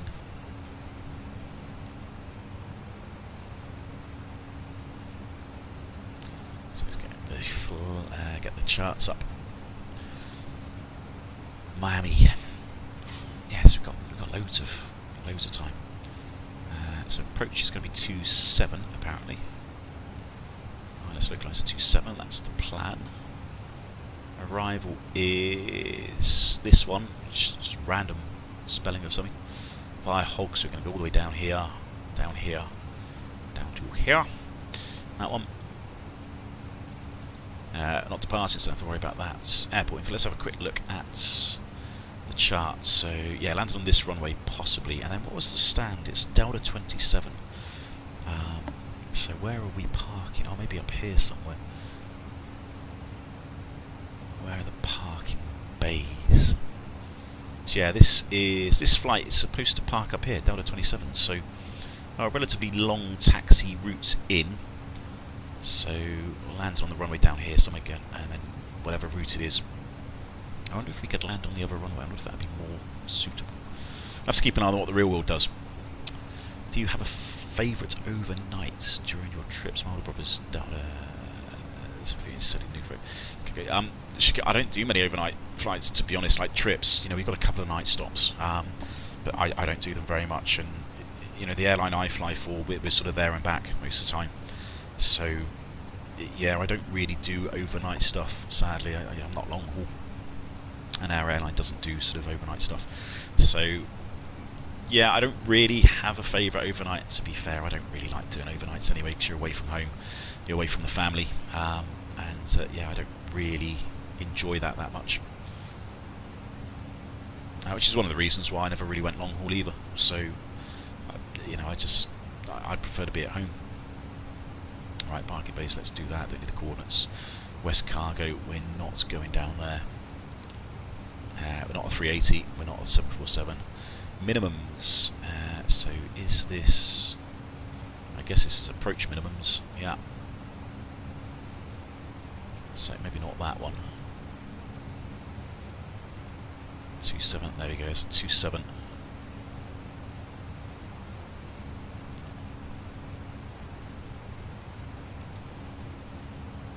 And they're takeoff minimums, so we're not going to take off either. So yeah, we could be 26 left or right. What's the other runway we got?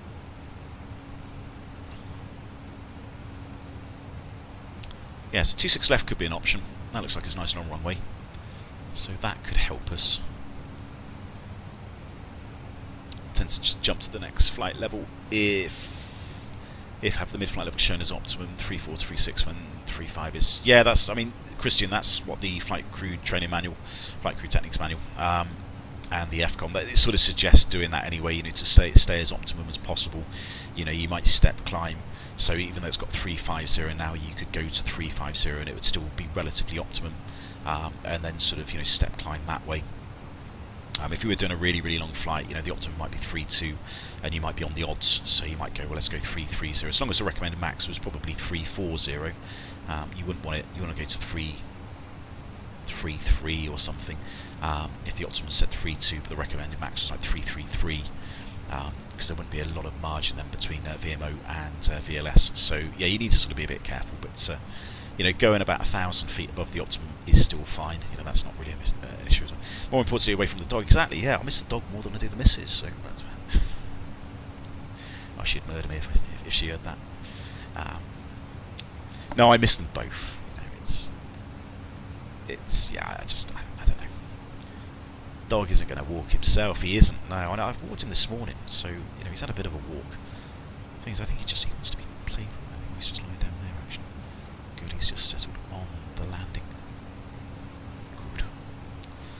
Anyway, what we saying is we could, possibly use 2.6 left. 2.6 left continued. What does that mean? Oh, there we go. There's 2.6 left. So we've got an ILS by Alex Fitz, and so 3/4 of a mile looks like the minimum. So we know the weather's going to be fine, and we are Cat C. So it would be 209 feet on the Barrow on a Cat 1. And is there any... Not that we need LVPs, but is there any there? There's RNAV approaches as well. Not that we would do those. RNAV GPS. Is that LPV? No, it's LNAV VNAV minimum. Can't do LPV. We don't do that. No, let's just stick to the ILS. It's nice and simple. So yeah, it looks like it's Cat 1 only on 2.6 left. And is it Cat 1? Possibly, yeah, Cat 1. Is there like a separate chart for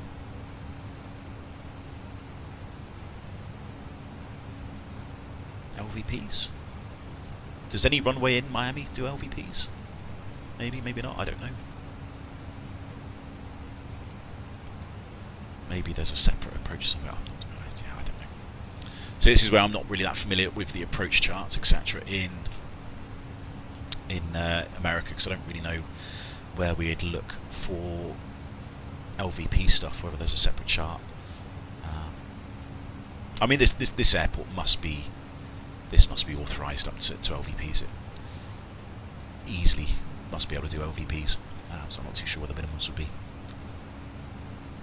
Or maybe they just use sort of standard minimums, just no decision height, etc. Who knows? It's not going to be an issue anyway.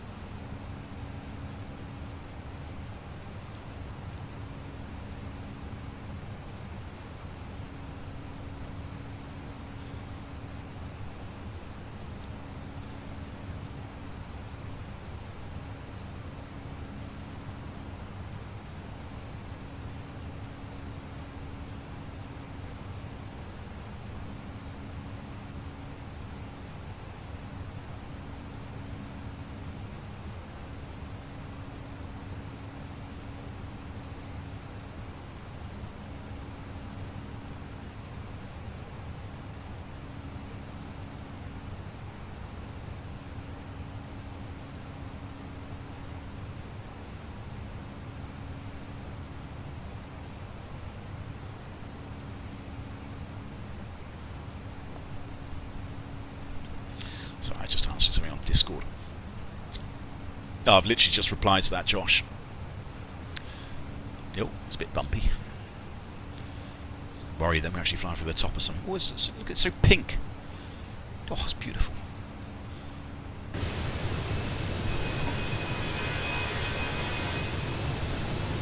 Oh, there's a bit of ground. Oh, there is civilization.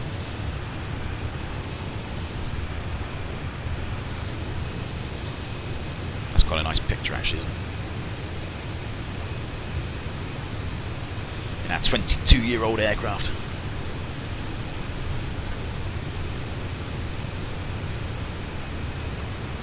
do need to get the Bruce Springsteen out. I never seen a METAR that requires a Cat 2 or less. I was talking to my granddad over Christmas, and he used to work mentioning it and told me how he was allowed to sim jumps. Awesome! Oh, lucky man. Lucky man. Yeah. I mean that that is a once in a lifetime sort of. Well, I mean if it's an engineer at BA, might have had more opportunities, but yeah, flying on that thing would have been great. Yeah, the METAR for Cat 2. So. How can I explain this? I'll ignore US land at the minute because they all use statute miles and everything else, but it makes it a bit more complicated. But say, for example, the METAR, Josh, was 400 metres. So it's below Cat 1, so you can't do a Cat 1 landing because the RVRs go too fast. Yeah, the RVR is too low for a Cat 1 approach. So you've got to do LVPs in the aircraft. The airport will probably be in LVPs as well. Now, it depends on the company, it depends on the company SOPs, but pretty much every company I've worked for, if the airport is in LVPs or LVOs as they probably call it, and we're using LVPs, you use the lowest minima you can use. So if the aircraft is Cat 3 dual, which it would say on the status page if there was any downgrade, if you weren't Cat 3 dual, in fact let me show you. Let me show you. It's a little bit easier to sort of demonstrate this, I suppose. Failure. Right. Auto flights. Let me see if I can do this. Autopilot. Where's autopilot? Come on. Autopilot 2. Right, you might ping. Autopilot 2 on the in-op. Come on, you should say Cat 3 single.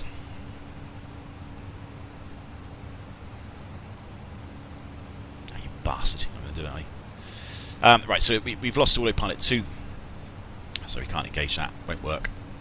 So we disconnect, and autopilot 2 doesn't work. So we failed that, so we're buggered. Back in, back out cruise nav, AP1, good. So we should get something on the status here to say AP2. I think you should anyway. Actually, let me have a look at the FCOM, let's actually see if it says anything. Because maybe it's one of those stupid things that doesn't. Maybe it's just sort of saying, well, AP2. No, it should say it. I'm sure it should say it. Procedures, abnormals. Auto flight. Where have you gone, you bugger? Auto flight, auto put off.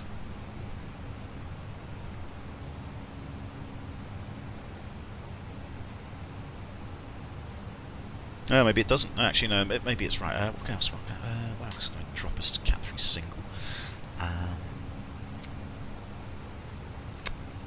It's a failure. AC2 bus, maybe. AC2 bus may do it. Right. Put you back. Right, you're good. Electrics. AC2 bus.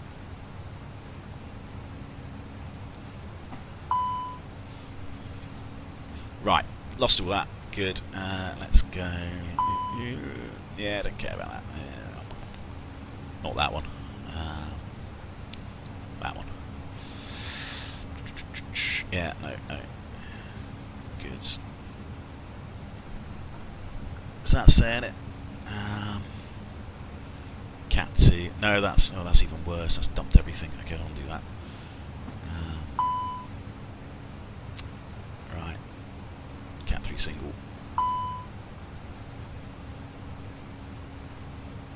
Looks like you're back to normal. But we can see here with Cat 3 single, so I don't know what the failures. I'll reset something in a second. Playing them back to again, yes. Actually need more risks. So if you saw this, the landing capability is only Cat 3 single. We can't do Cat 3 dual. So if you had like an RVR of 400 meters, we can still do Cat 3 single approach, which is basically Cat 3. We're changing the terminology now, but you know, it's basically a Cat 3A with a decision height. So that's 50 feet, and you need a minimum of 200 meters RVR. So that would still be fine. But if the runway doesn't support Cat 3 approach, then you've got to go down to, and it's only got Cat 2, then you would have to use Cat 2 minimums. So if there's no Cat 3 approach, but there's a Cat 2 approach, right, it's finally cleared, that's when you would use Cat 2, because you're still capable, your landing capability is still Cat 2. In fact, what else can we fail to put into Cat 2? A rad out should drop it into Cat 2. But I think I did try this the other day and it didn't quite work. Navigation, rad out. Alright.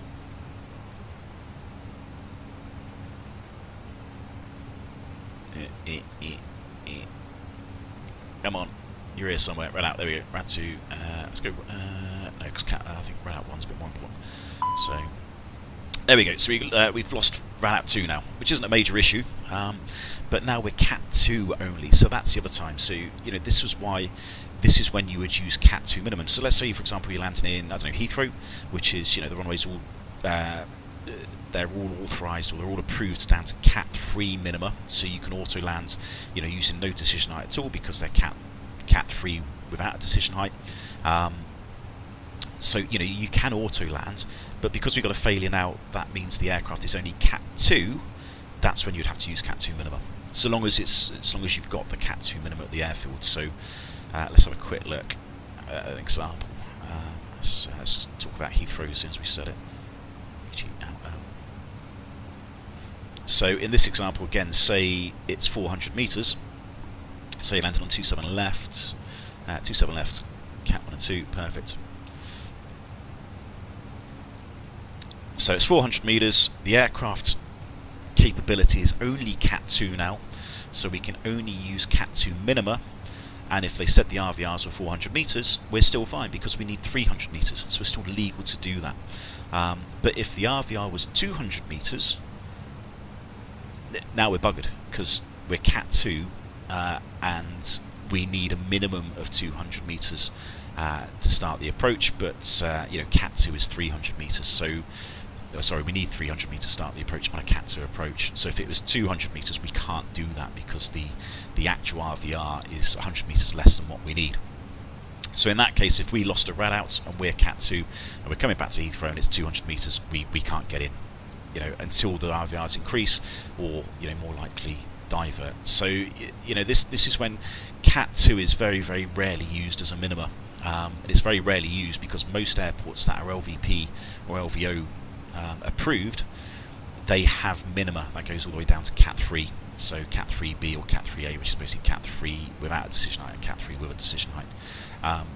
So more often than not, because the aircraft's fully serviceable, you would use the lowest minimum possible. So if we didn't have that failure, if that had gone, again, the status says the aircraft's perfectly serviceable, there's nothing on there at all, and that means if we're in LVPs, we can use this minima, because it's, you know, the aircraft is capable of doing this because there's no failures, and we would use the lowest minimum published. So, you know, if there wasn't Cat 3B minima and there's only Cat 3A, then we would use Cat 3A minima, because that's the lowest that there is. How would you know if it was LVPs or was there no ATIS? Would meter say? Yeah, it's so as a general rule, if there's no ATIS, there's no ATIS basically, but you're always going to get a METAR, so there'll always be a METAR somewhere. Let's have a quick look. I probably wouldn't be able to actually find anywhere now, which is low vis, but let's have a look, see what's actually got any weather shit, have we? So I've been so crap on this today. Soon it's nice everywhere. So let's have a quick look at Stockholm.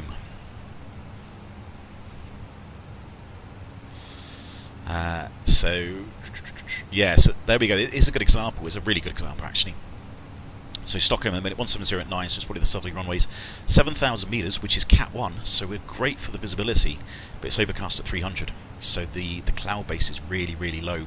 And generally, as a general rule of thumb, anywhere where the cloud base is less than 400 feet, maybe 600, it might even be 600 feet, I can't remember. I'm sure there is a proper definition somewhere, but, you know, really as a general rule, anywhere where the cloud base is probably less than 400 feet, or the minima is below Cat 1, which is going to be about 550, but I think that I think they're usually about maybe 800 metres. So I think if it's below 800 metres or the cloud base is below 400 feet, there's a very good chance the airport would be in LVPs. Because you're going to see the runway really late, potentially here, and if the cloud, if the visibility was sort of 800 metres, again, you're going to see the runway quite late due to the viz. So in this case, I would assume that Stockholm at the minute are probably in LVPs, because the cloud base is actually quite low. Now, in reality, this is still Cat 1. It's still well above Cat 1 minima, the visibility, and the minimum for Cat 1 was probably about 200 feet as well. So you should still be able to see the runway 100 feet before your minimums. Technically, based on this METAR, you should be able to see the runway, and you should still be able to get in on a Cat 1 approach, in theory, based on this. But because there's always safety margins apply, and airlines and airports, so they just put these sort of LVPs into force at above the Cat 1 minima, and they do that because separation needs to be increased.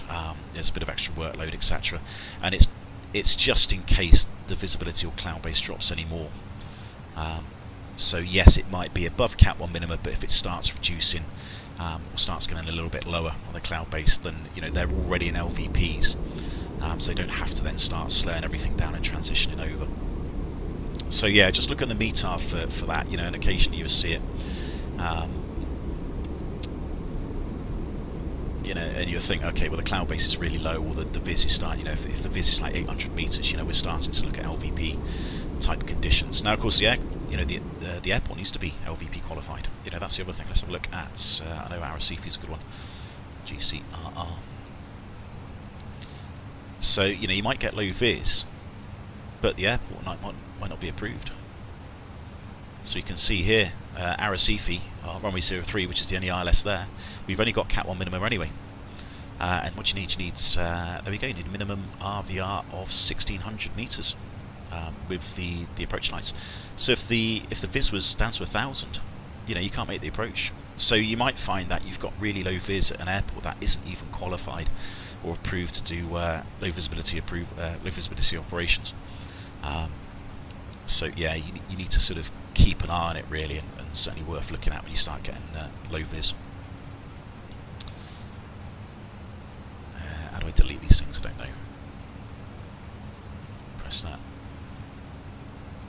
No, I don't want to delete the whole flight. I'll just delete it. There we go. Oh no, that's deleted the old flight. Dickhead. I bet it's dumped all my starred. Yes, if we were. Great, I have to redo that now. How would you... Hey Bruno, how you doing?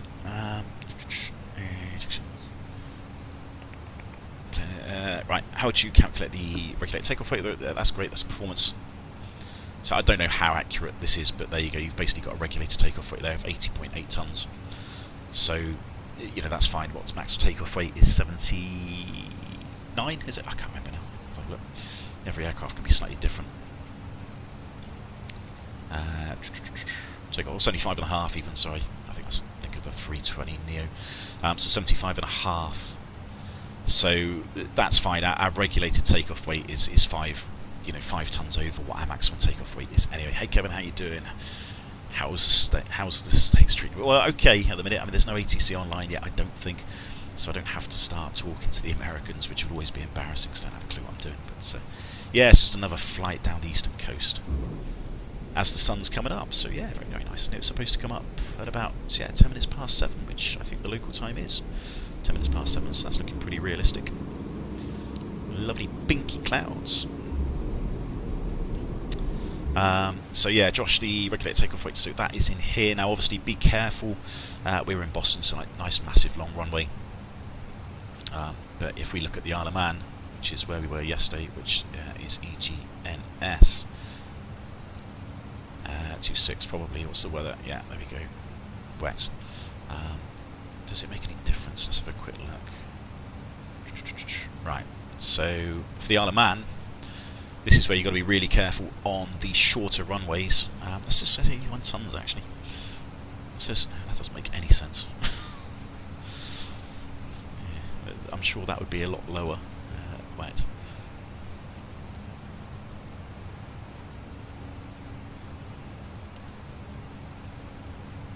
81. Okay, let's try and find somewhere else. Where's Shorts? Let's have a look at Jersey. JJ. I think this performance figures are maybe not. Let's go 0 wind. Oh, it is in hectopascals, yeah. It's, not hectopascals. Mercury, good. So turn it left. Thank you. Go wet.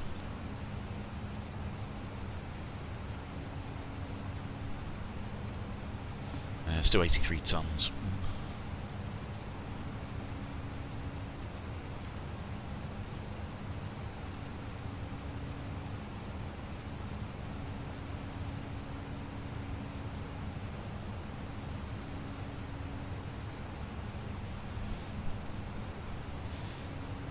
That doesn't make any sense at all. That's even higher with a tailwind.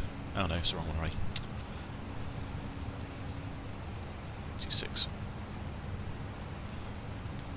Yeah, I don't think these figures are bang on, but basically this is like your regulated takeoff weight. So when you're on really short runways, certainly when it's wet as well, you would have like regulated takeoff weights. And these, in the real life, these may actually be a lot lower than your structural. So that might say 73 tons when your max structural takeoff weight is 75.5. So you wouldn't be able to take off above 73 if that's what it said. But I don't know. These figures seem to be really generous in this EFB, which I think they're a little bit over generous, to be honest.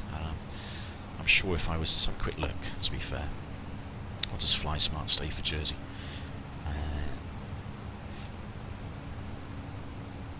So just in comparison, so if we go on, come on, Jersey.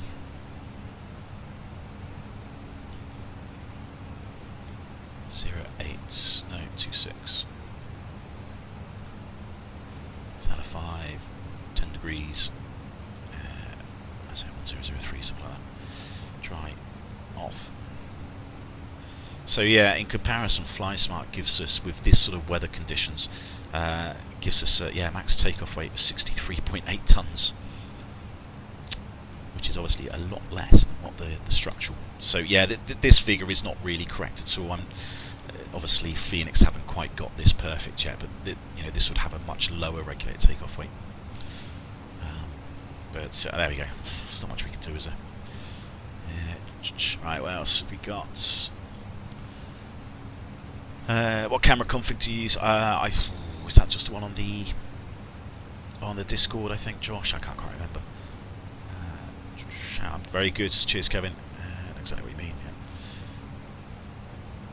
Yeah. HD aircraft age. Does it necessarily mean more risk considering the brand new? Not really, Ginger. No, I wouldn't say there's more risk. I think that's, we've got to sort of weigh up risk versus probability of things happening, that sort of stuff. Of course, all these aircraft are maintained to exactly the same standards. Everything that has to be done has to be, done to the same standard, whether it's a brand new aircraft, whether it's an older aircraft. So, there's not really the same amount of risk per se. But the older aircrafts, that they may be,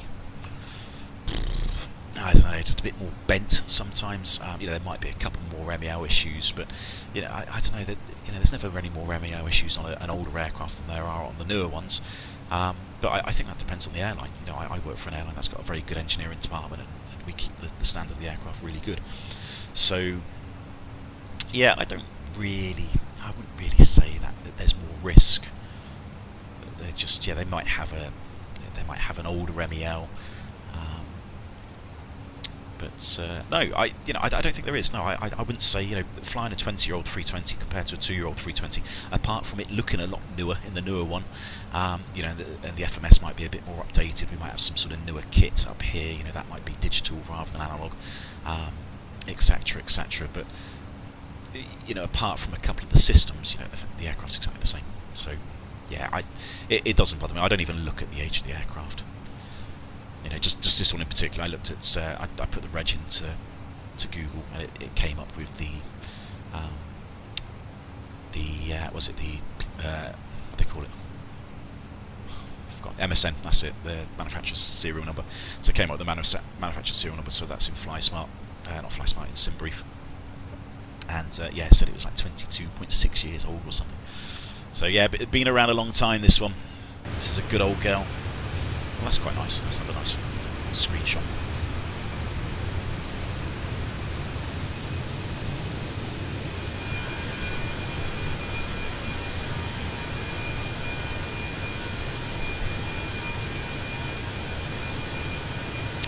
I was flying to Jersey last week. Windy analysis said I'd only make it if it did 4 max braking.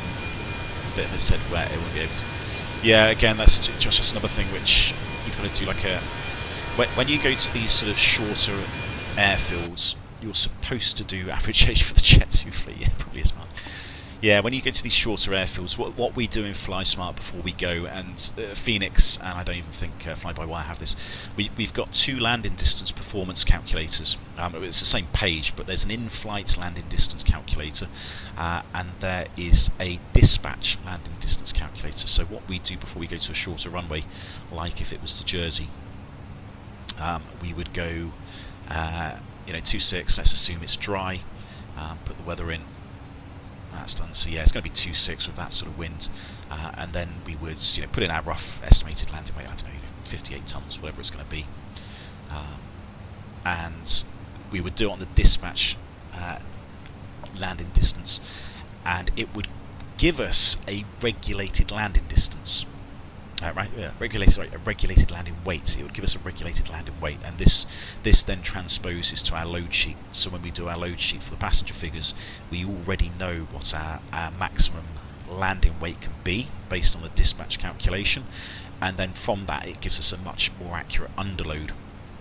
So our underload is then on here. So this underload on the OFP is all based on the structural figures, but when we do a dispatch landing distance calculation, it will give us the regulated landing weight, and then that transposes to the load sheet, and that gives us a much more accurate underload of how much passengers we can get on and potentially how much fuel.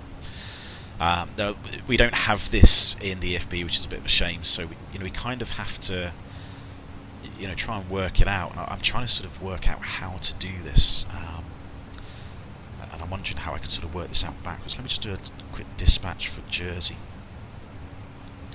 Let's see what it says. So 2.6, what's the wind? And you'd be conservative, so it says 270 at 21. So I would probably go 270 at 10, because more wind helps. So you'd be a little bit conservative on the figures. 003, that would do. Dry, anti-ice is off. So yeah, the regulated landing weight at the minute apparently is 58.9 tons.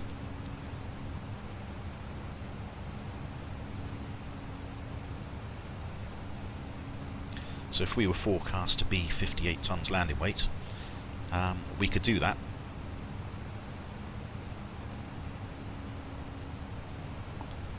And that is eaten into the factored landing distance.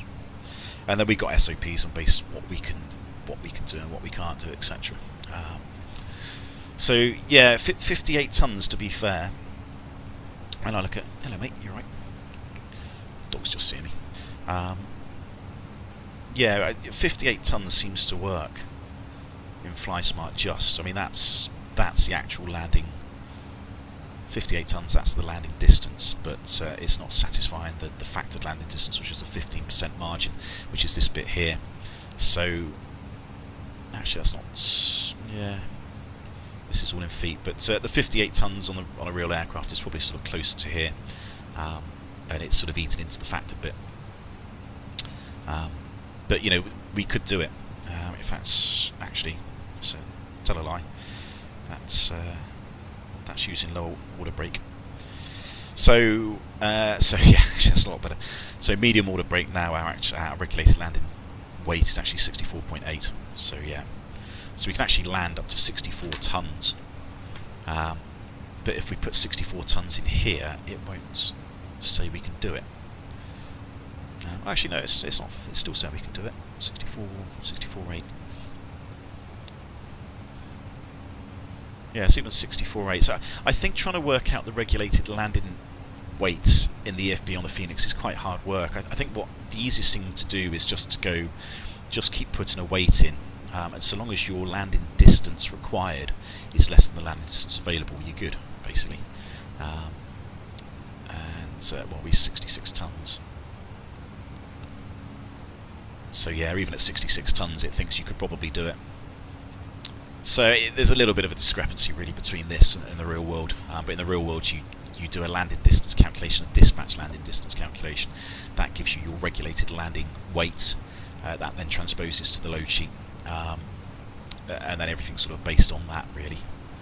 So it's a bit complicated. It's really hard without sort of having a fly smarts, image to sort of walk through, which I can't really do that. I could sort of demonstrate it. I could sort of show it a lot better, but I can't. So I'm sort of having to not make things up, but sort of improvise a little bit. Right, okay, we're going past so many airfields, but I don't really know any of them. So I'm sure weather's fine. I'm just having a guess, really. At least we're above the clouds now, which is good. How are we doing for the progress? So 3.4 still the optimum. 3.69. I mean that goes to 3.7. Potentially we can go up to 3.6. Might actually get us out the headwind. In fact, should we do that? What's that? 122 is the wind. Let's see if we can get a 3.6. Just climb. That's improved. So 122 knots was just try and get out this jet stream, I think.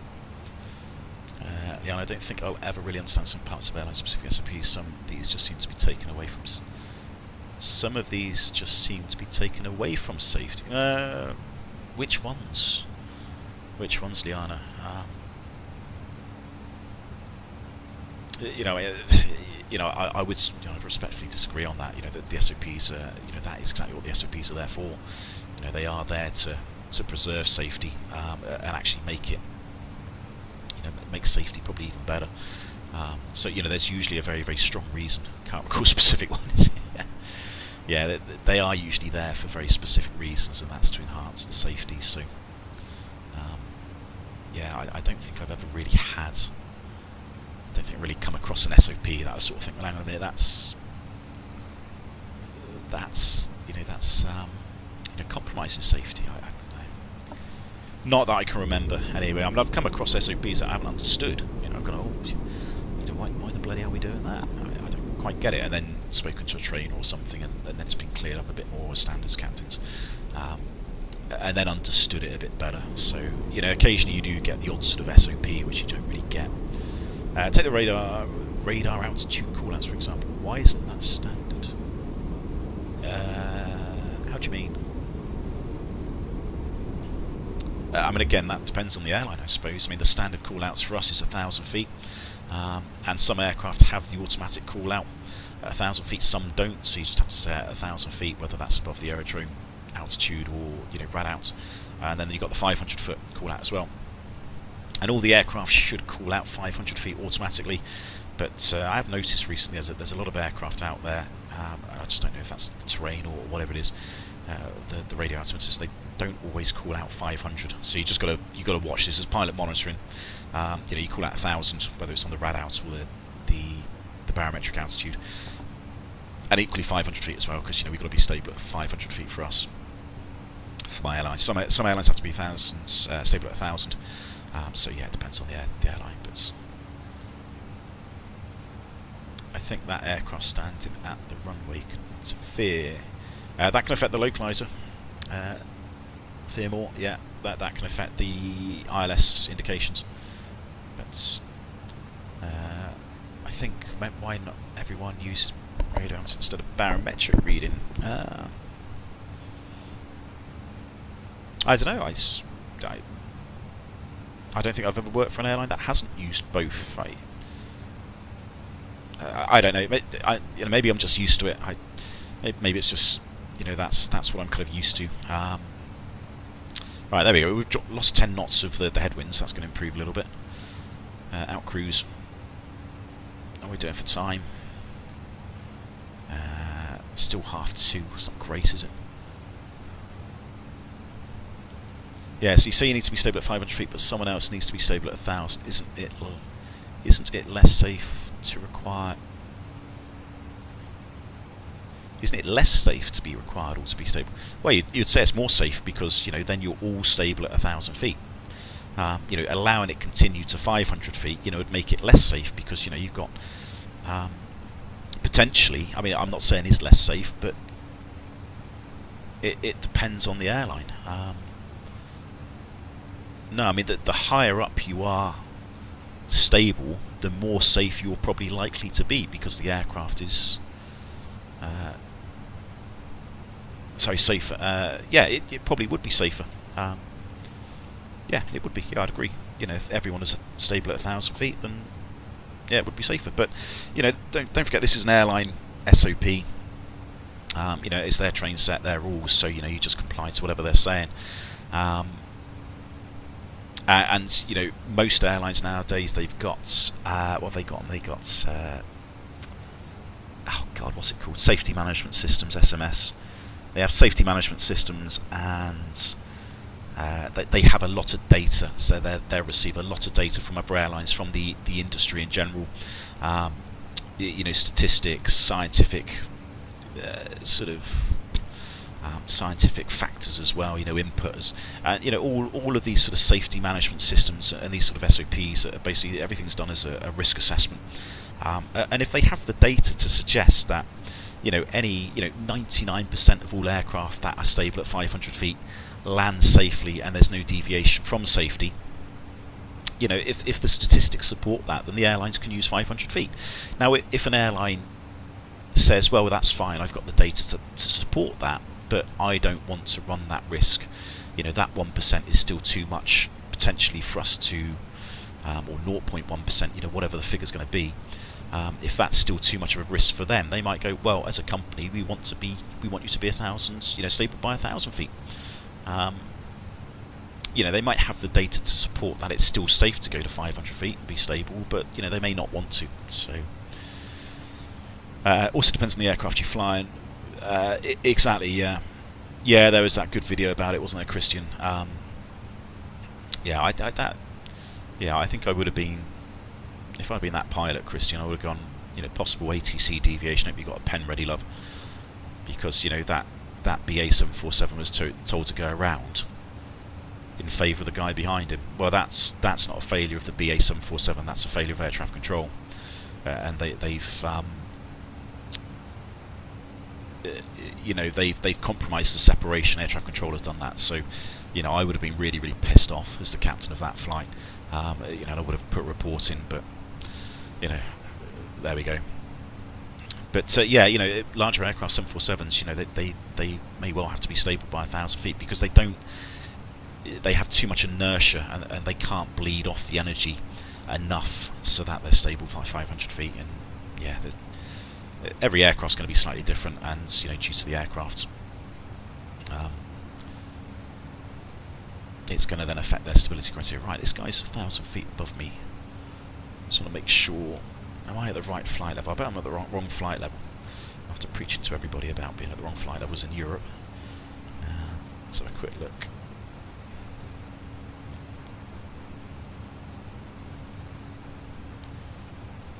Ah, come on. I'm somewhere around there. No, if I'm going on a westerly track, which I'm doing, I should be at an even flight level, which is exactly what I'm doing. So this guy behind me is flying at a wrong flight level.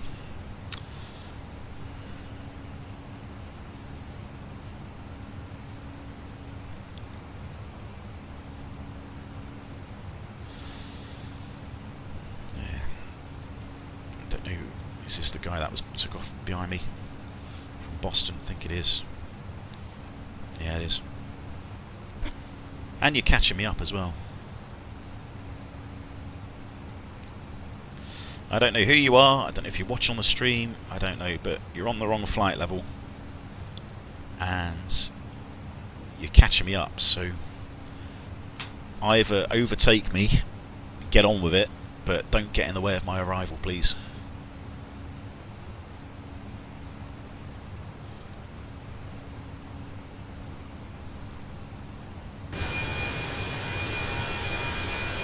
Sure what route you're doing either. Obviously not the same route as me. Weather in MS has been very dodgy lately, so it could be why.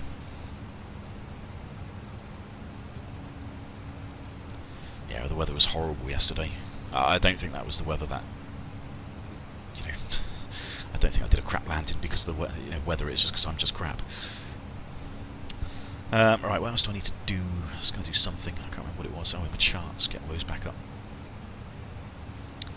Miami. That one, I think. Yeah. There's some minimums. 26 left.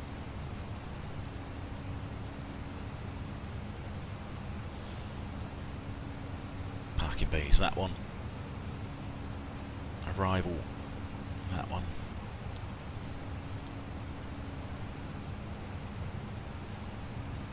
Six left, 27. I think that's all I need. It'd be nice if I could reorder these, if I could move these up and down. Hang on, that's the wrong one. Not Bluffy. It's B something. That one. That's the one I want. So what do we got? RNAV, radar required, jet aircraft, yeah. Don't think it lands to the east. So that doesn't really affect. So Hoog transition down here. Jory Moggy Wallap. That chicken. Seeking. So I think Gelder. Loads of constraints. Energy. Ooza. Cast. BN. Binfish. I bet that's got to be something to do with fishing, isn't it? Finde Gucci. Gucci. And so what happens after that then? Or is it that one? Maybe go down Autumn Bode. Good day. Good day. Maybe we do this to Rhodes. Land in 26 left, right. Yeah, so we go down here, not to Gucci. That's a shame to go to Gucci. So Rhodes. So there's the Rhodes. So yeah, okay. And then step all the way at 1,600 feet platform. That's low, isn't it? Probably going to intercept the ILS much higher than that. 4,000 feet. 4,000 feet at 12 miles should be fine. He's at flight level 380. Oh, is it? Oh, okay. Okay, fair enough. Okay, so he's not at the wrong flight level. So why is the TCAS wrong? Well, he's above us at 1,000 feet, so at least that's okay. No worries, Doug. See you later.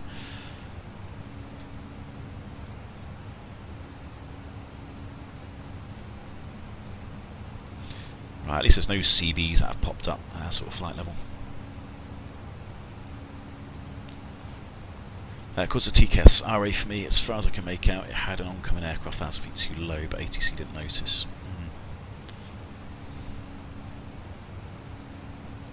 It's giving Maxim ATC much of a headache. Yeah, I wonder what the reason is.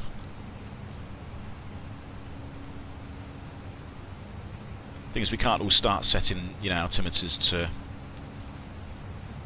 compensate, can we? Suddenly that's 1,600 feet. Yeah, I know. Pull that, and it suddenly goes back to 1,300 feet. So, yeah, so it's weird. I suppose if we're all at a standard flight level, we should still have the separation. If it's just a TCAS bug. Yeah, if it's just a TCAS bug, then that's different. So long as there is 1,000 foot separation, because the other guy should be on standard the same as me. So, in theory, he should be, 2,000 feet above me. Whether that's true, I don't know. Right, let's have a quick look at the arrival.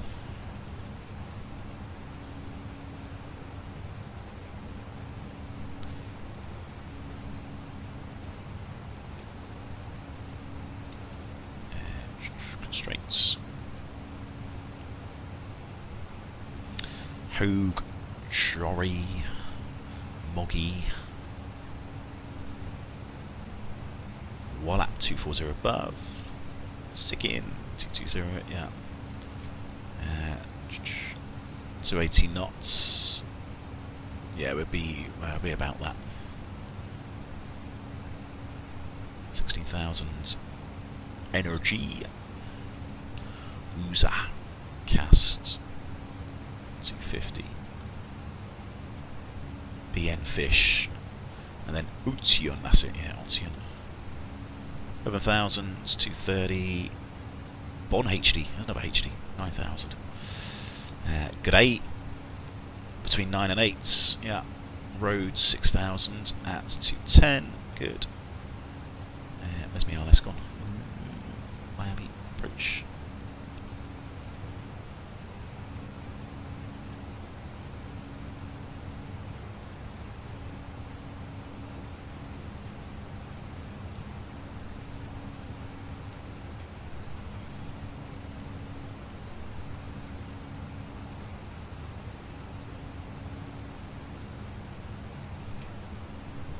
Goes to Sarko, okay.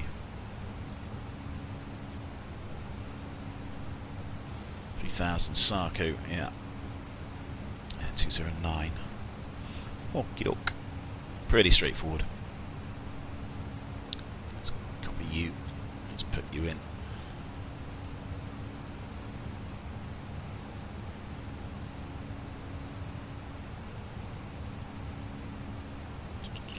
Yep.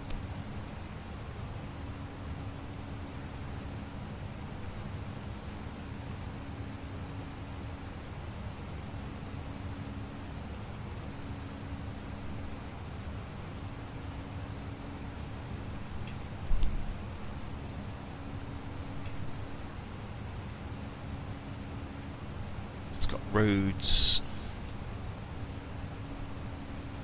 It looks like it should be going to Seedon, I think. Either that or Bon is now HD.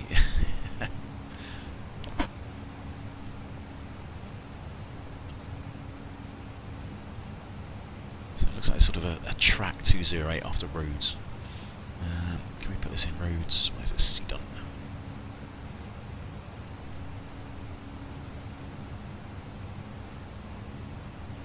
There you go. That's what's on the chart a bit more. Seedon Bashu. Let's go 180.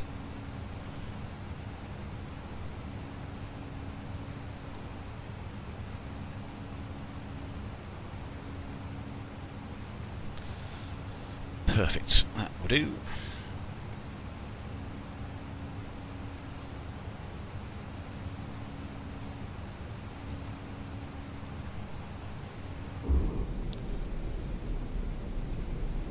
Yeah, there he is. Oh, so he's definitely overtaking me. I wonder how much fuel he's got on. He's obviously got a bit less than me to get to 3.8. It's a bit of a squeeze. I don't think I could get to 3.8. I suppose it's a Neo, isn't it? I think he's in a Neo. Yeah. So that would make sense. Obviously got a bit more performance.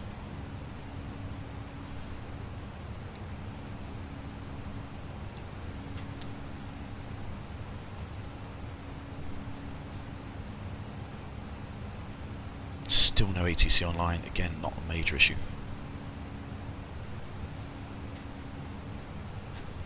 What are they doing in the real, guys? Oh, hello, mate. You're right. What is the time? Yeah, I might go and get some lunch in a second. I think we've got plenty of time. Let's top a drop. Top of drop is in over an hour. That's fine.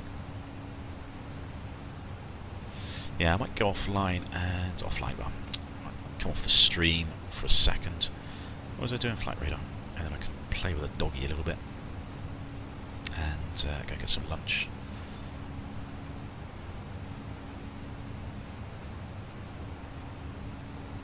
So where's the real aircraft now? Boston, Miami. There he is. So he's just north of Jacksonville.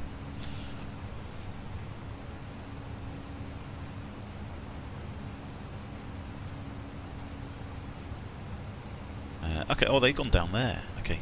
So I've got a much more direct route than they've taken. So they're sort of going down Jacksonville and then down the actual coast. So they've taken a similar sort of route to me. And they sort of carried on going down the coast. I suppose, to be fair, it was probably more outside the jet stream, wasn't it? Probably wasn't a bad shout doing that.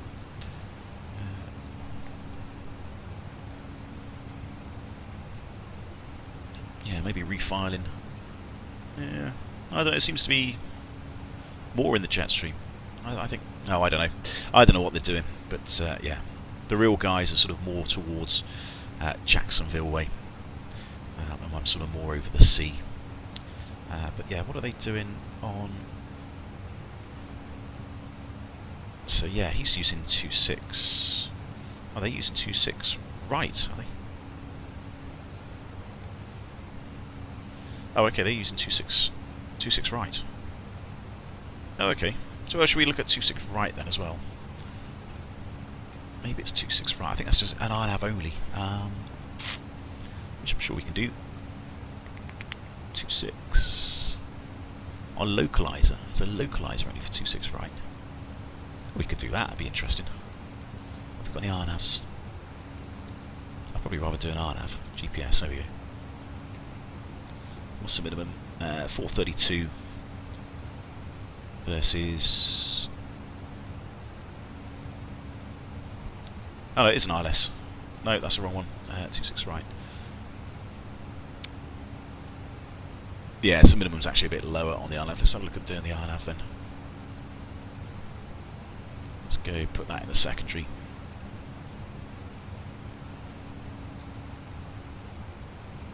If they're using the RNAV in real life, that will help us.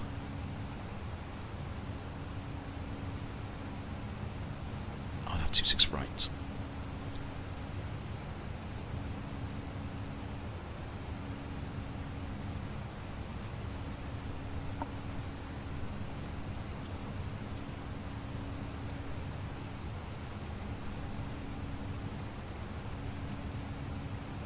So basically the same by the looks of it, roads and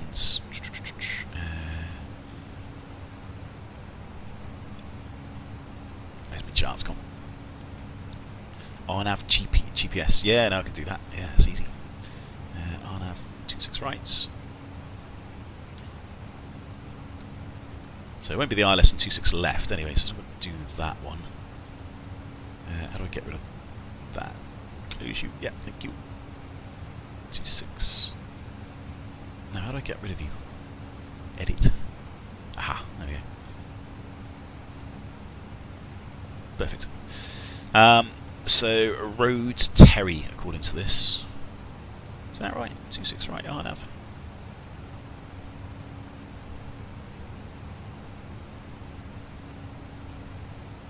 Why are the waypoints different? Jodak's partly got that. Hinky.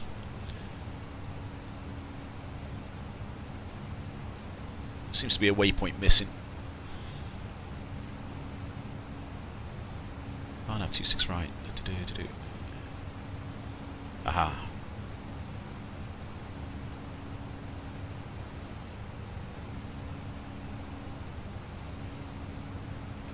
That looks better.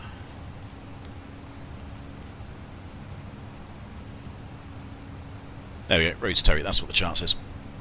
Yeah, Terry's the initial approach fix for this. Then we go down, and platform's 1500 again, so low platform. So we need to get down to that. Minimums LNAV, VNAV 432. So yeah, this is, and to be fair, this is probably going to be more likely to be the primary, isn't it? In fact, let's go to a secondary.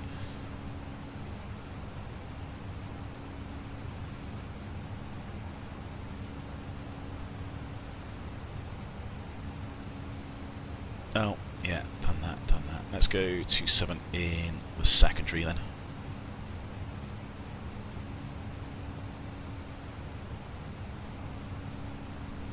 Tubs.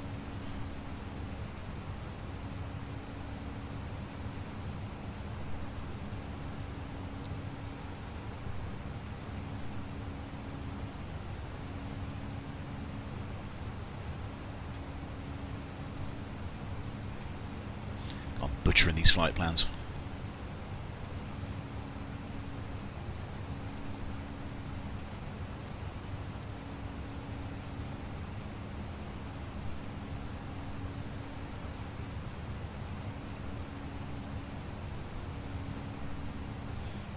really that sort of, you've got to go down to roads, haven't you?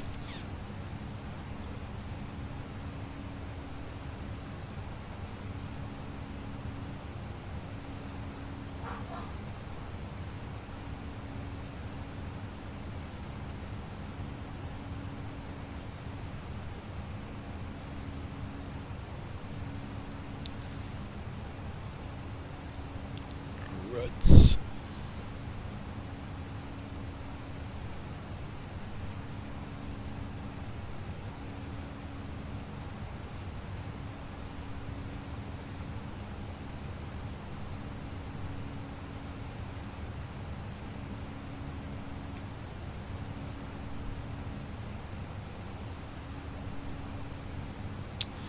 No, I'll just do roads Sarko, it's fine. Not that I'm going to do this anyway, but it's there if that would do. Jamroy, maybe I can do Jamroy. It doesn't matter, this is secondary, I don't really plan on doing it. It's got the RNAV in anyway. Aren't they using a GPS pretty often in the US because it mostly same minimum as ILS? Yeah, I think so, pretty much Christian. I mean, it's, you know, they haven't got to rely on the ground stations so much then, do they? So again, you know, I don't really know, so I don't fly in the US, so I don't really know what they're doing. You know, your guess is as good as mine. Your knowledge might be better than mine.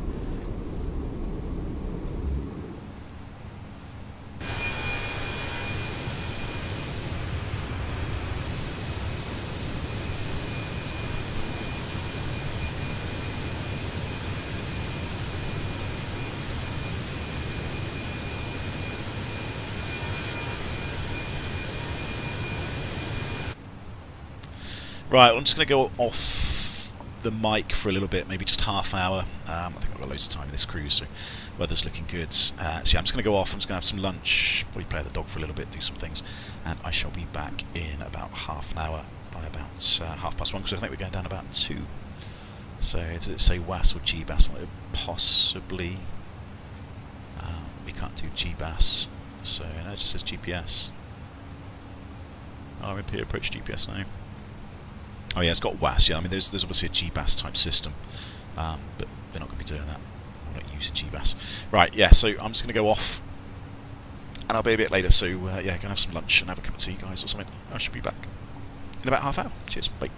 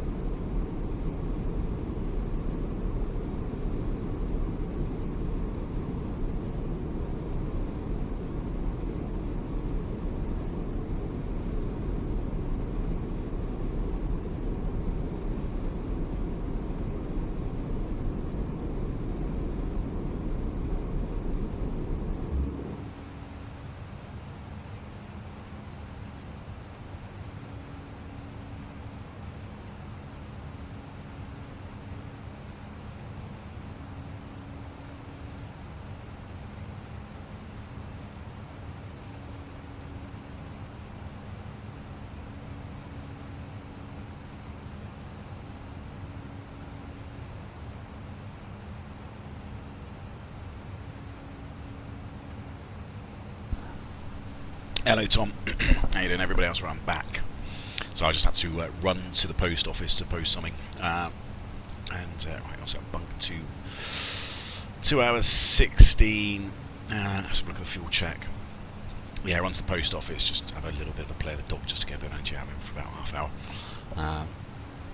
We can crack on and do this and then land, and then at least I'm sort of pretty much done everything before the business comes home, which is the number one priority. Make sure I'm not doing anything else. Right, 216 at Dunk, 213. So yeah, that was probably about right, actually, to be fair. But another 2 tons, and that's about 5.3, 5.4. So yeah, that's good. So we're making, well, we've got fuel, which is good. We 6.1 and 5.3 is what, that's about 11.5, isn't it? So that's good. There's no leaks. It's balanced. About 2 tons per hour as well, which is fine. Good. So let's have a look at this then. Let's see what we're going to do. Let's get the weather first. Right, arrivals. Actually, let's have a look at the alternates just to make sure. So Fort Lauderdale is the alternate 2005. So good winds, good veers. Excuse me, bit of clouds, 18 degrees. So that is all good. So the alternate's no problem at all. Of course, lots of runways in Miami, and weather is looking good as well. 160 at 3 now. Almost becoming a sea breeze, isn't it? So yeah, potentially 2.9 and 9 at 8 on the altimeter settings. So yeah, potentially that wind swinging around. That's why I took a little bit of extra fuel, just in case the wind swung around enough where people were landing or taking off on the opposite direction. So it gives me a bit more fuel just to do the arrival. They're all doing 26 left at the minute. There's literally a Fort Lauderdale Miami flight. American Airlines has just taken off from Fort Lauderdale to Miami. I mean, I don't know what Miami's like in terms of the traffic, but honestly, they've probably flown twice the distance as the actual, distance sort of, as the crow flies. It probably would have been quicker to run between the airports than what it would have done that flight. But yeah, there we go. There's obviously a reason to do it. Where is the current flight? Where's it gone? Oh, bugger off. So where's the current Boston flight? Is it landed already? I suppose. I'd be surprised. It's about it might have just landed, actually. Yeah, is it just landed? Miami, Cancun, Miami, Where are you gone? Maybe it has landed. Is that it? No. Yeah, wonder if she's down, because she was about an hour ahead of me, I think.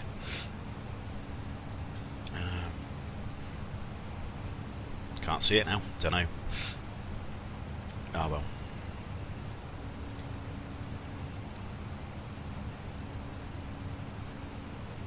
No, that can't be it. Okay. Right.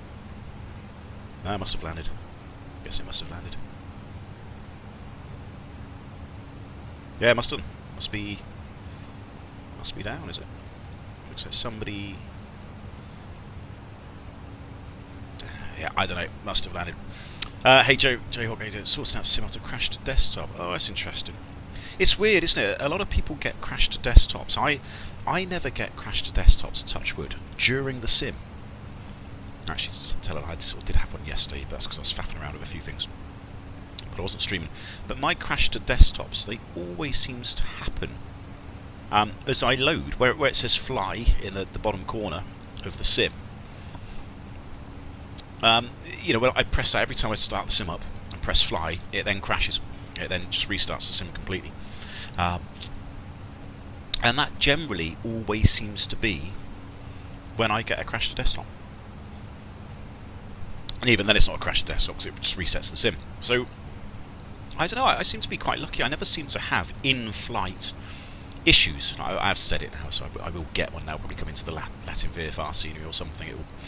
It will probably happen and just ruin the stream. Let's go manage speed. Yeah, it's weird, isn't it? Is it maybe something that's been installed recently? I don't know. Is it just completely random?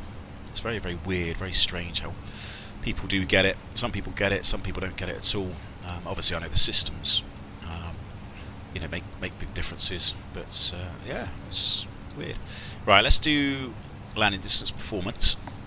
It is dry. I think. Was it dry? Yes, it seems dry. So it seems like a bit of a block nose in a minute. So the wind's sort of coming around a little bit, so we can see that it's starting to sort of back round a bit of a tailwind. So what I'm going to do is, just for performance reasons, I'm going to go worst case, so 26080 at 5. So it gives us a 5 knot tailwind, just as to be conservative. So just to make sure, landing distance we are going to be. We're only just getting below max landing weight now. Actually, 66 tons. There we go. So yeah, max landing weight on this thing was 66. So it's taken us, what's that, 2 and a bit hours, which makes sense. There you go, 66 tons. So yeah, it's taken us over 2 hours, nearly 2.5 hours to actually get below max landing weight. Which is, it's normal, it's very common when you've got heavier aircraft. So, well, we're going to be below 66 tons, aren't we? What's the zero fuel weight? 60, supposedly 61. Oh, that was actually, it was interesting, wasn't it? There was, going back to that, there was a preliminary load sheet, this is the prelim, because that takeoff weight was wrong, but it was a wrong zero fuel weight as well. But we had a final load sheet which we forced, which is zero fuel weight was a little bit more, but that was correct. That was the correct fuel that we loaded. So yeah, really odd, sort of strange performance figures coming through, or load sheet figures. And if we look at the mass and balance, because this should tell us actually, because this is relatively live, isn't it? So that was the figures. That's how much we've actually got now. I think 6. No. Oh, there we go. Intex. Yeah. So this is live figures. So yeah, zero fuel weight was a little bit heavier. So yeah, a little bit weird that the final load sheet was a bit different to the initial load sheet. Based off sim brief, but that does happen. So. It's fair enough. We've got these figures. This is the accurate figures which we're using. So yeah, if we look at the zero fuel weight, that's 61.1. We're going to land with about 3.6. So we're landing with 4. So that's 65. Let's say 65 tons will be fine.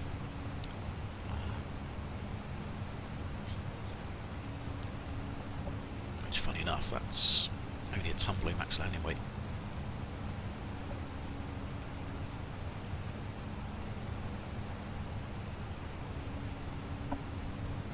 Yeah, we took an extra 2, didn't we?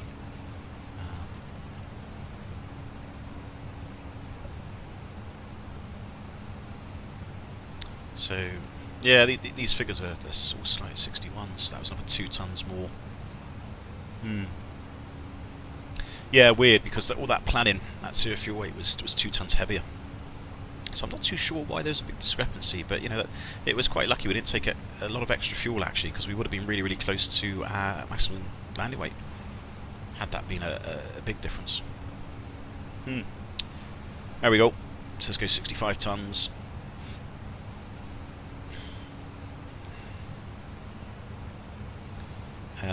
Medium water brake. Let's just go low water brake. Idle reverse. Flat full. So yeah, I mean, landing distance is fine. I think this is a little bit over conservative anyway. It's a tailwind, but landing distance isn't going to be a problem.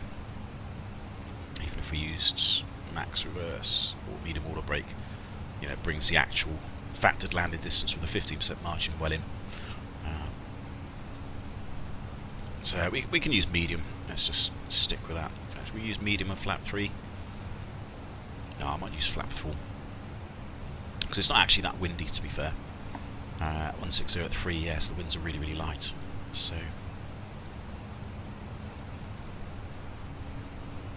flap 3 obviously uses a little bit less fuel, it's a little less noisy. But there's a bit of a tailwind, so yeah, I think flap 4 will be fine. Right, so that's done. Let's get this in performance. QNH, what is it? 29098. So hopefully that's hopefully that's the altimeter setting. I wonder what that is.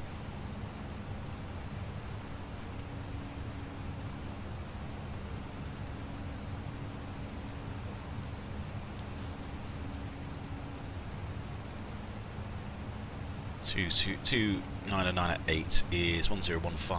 Okay.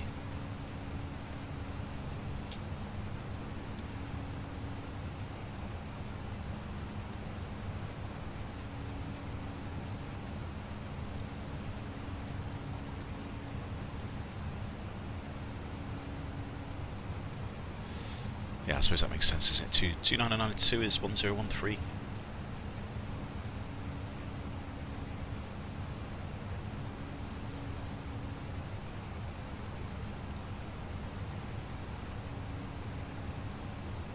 Yeah, is that supposed to be a... I don't know if that makes any difference. Temperature is 18, all nice and warm, a bit better. 160 at 3. Flap 4, yeah, let's have a look at the minimums.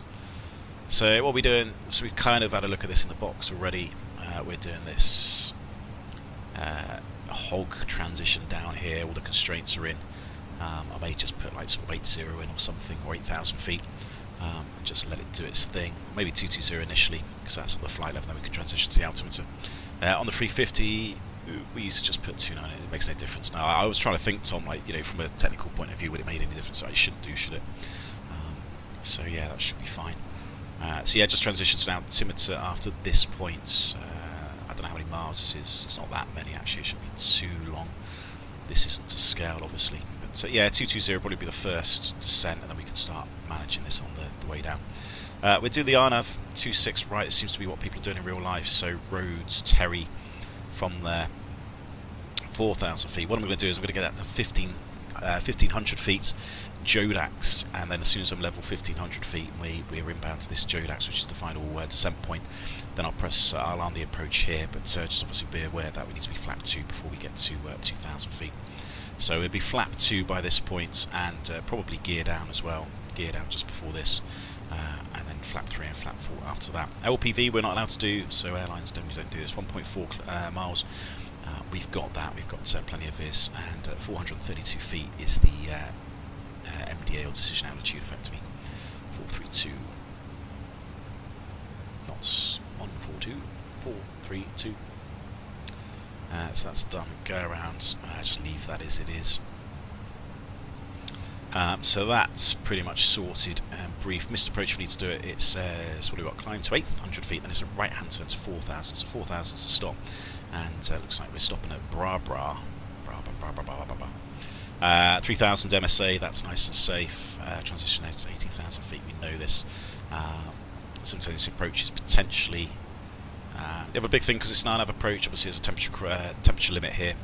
So it's not authorised below 9 degrees, that's fine, we're 18, so we believe between 9 and 54, so yeah, this is quite important that we're making sure we're not going outside these temperatures. So that's good, between 9 and 54, and that's pretty much it. That's pretty straightforward. Obviously use final lap for this with VNAV, LNAV, so a 3D approach. Landing 26 right, probably going to slow down reasonably quickly, and then I would assume we're probably going to come off at Zulu Lima 3, Lima 2, cross the runway at this point, and then probably in via Mike, I would imagine. And the parking bays, what did I say we're going to be? We should be, hopefully if nobody's on it, Delta 27, we're going to be on one of these stands here. So in via Mike, and then probably November 9, and then somewhere around here, and then parking on the stand. Coffee time to keep yourself awake. Yeah, I suppose it's getting into the evening, isn't it? Clear as far as the stars, just need to set. Yeah, that's what I was planning on do time. Bear in mind, particularly for the go-arounds, they most likely will clear you for the visual. You get more ones that will start changing the box on a 10-mile final, so just fly the approach. But 1,500 feet the go-around, what do they meant the go-around altitude, potentially? Okay, well I don't think any VAT sims on. No, there's no ATC online, so I could just sort of stick to the procedure really, which sort of keeps it safe. What have we got on here? So many notes. So pushback, we're not doing anything like that. So that could be straightforward. May do single engine potentially. Single engine taxiing. Once we clear the active runway, 27 left might be active, of course. As a backup, we've got an ILS for 26 left if we needed to do that. We've also got an ILS for 27 as well if we needed to do that as well. That's just a bit more of a taxiing. Yeah, visual approaches. America, everybody loves visual approaches, don't they? So potentially on an ATC may come online, they may say clear for the visual approach. In which case we could do that, but it just means flying it. So what have we got for an inbound QDM? It's 272. So yeah, 272. That's inbound QDM for that. So the big threat with that, obviously, we're doing a visual approach. Even with the parallel approach of an RNAV, you know, we've got two runways that are really close next to each other. So you know, one of the big threats here is just making sure we land on the right bit of tarmac. You know, the one on the right, that's what we're aiming for. I don't know what the approach lights are like. There doesn't actually seem to be anything there, to be fair. Approach lights for 26 left, so that could be confusing. We'll see approach lights and sort of naturally aim for that. But there isn't any approach lights on 27 right that I can see. 26 right even. Get the right bloody runway. We got Pappies, have we? 3 degrees. No, glide past 3 degrees for the RNAV, that makes sense. So yeah, what have we actually got for minimums? 26 left.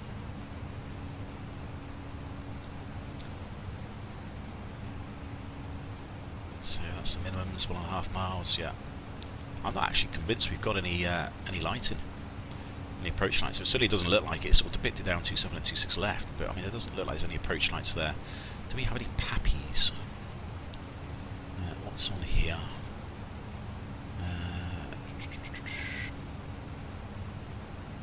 Wingspan, takeoff rate. There's 24 meters prohibited to enter the general aviation. Well, I'm not going to go there, am I? Positive apron control. I don't know anyone's going to be online, so I'm not going to worry too much about that. Yeah, where's the chart that shows us if we've got Pappies? Also for the US, they always want us to contact the company to find a stand. Only to clear to the apron as they don't know where you park. Yeah, fair enough. Yeah, there's sort of like a separate section, isn't there? They've got apron control as much as sort of ground and delivery. This is what I'm after. So runway information. 26 right, there we go. So 26 right, high intensity runway lights, centerline lights. We have got Pappies to the left there, 3 degrees. It's a grooved runway as well. Closed between 2300. So okay, yeah, well, that's not going to affect us. 46 meters wide, brilliant. Medical staff, birds potentially. Good. So we got Pappies on the left, 26 left. There's Pappies on the left as well. 27. High intensity approach runway lights. Yeah, it doesn't look like there's an approach lights here, but there's for 26 left and 27, and there's Pappies there as well. Okay, so we sort of know what to expect then, which is good.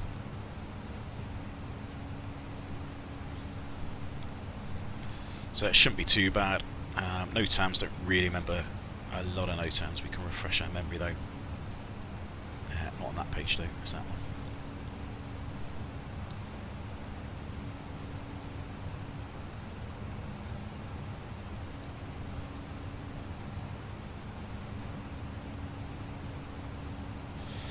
So Miami, some work in progress again. Mike November Papa Kilo Romeo, shouldn't affect us. Taxiway Mike. Thermal plastic installation. Okay, fair enough. Nav VOR US. Don't really use that. Some non-standard markings. Somebody's been graffitiing all over it probably. Something routes frequency. Well, there's nothing here, is there? Something about auto land's not going to be one about that. Aha, there we go. So valid beans the 13th of Jan, which is today, from 0400 to midday. So this is probably local time, I'd imagine. Yeah, it might be Zulu potentially. If it's Zulu, it doesn't apply. But 26 left is potentially closed, so yeah, there's a possibility there, the runway closure, which is why we won't land on 26 left.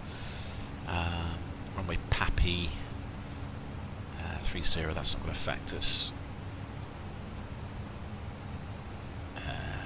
Some departure not going to affect us.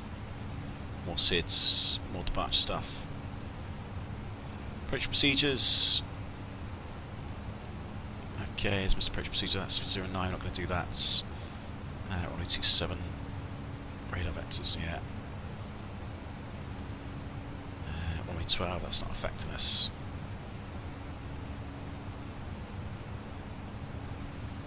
LPV we don't do.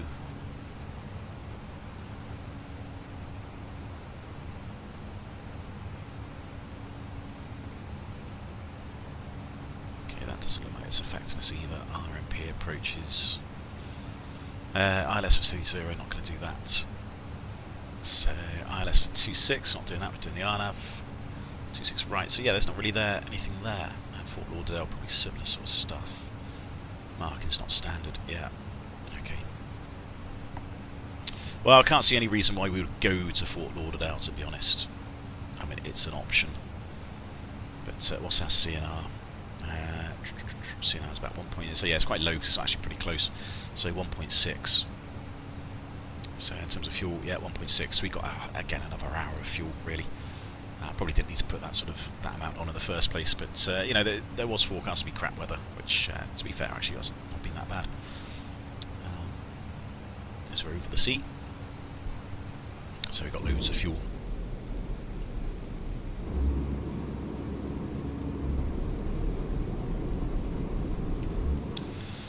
So that's done. Threats, I suppose it could be busy with VATSIM because it's all aircraft all over the place doing what they want to do.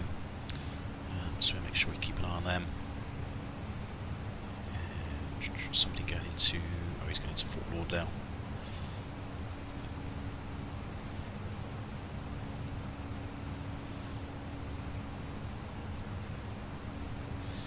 I mean, there's not actually many people about, is there? Not a lot.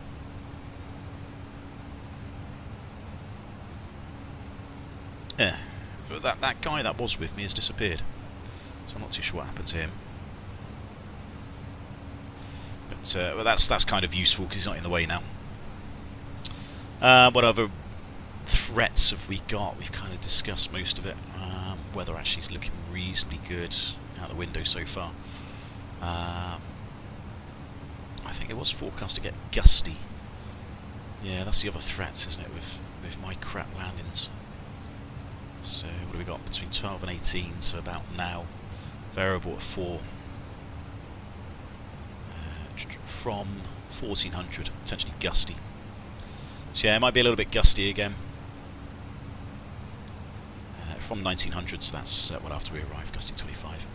So yeah, I think it's just going to be a threat of my crap landings. That's all it is.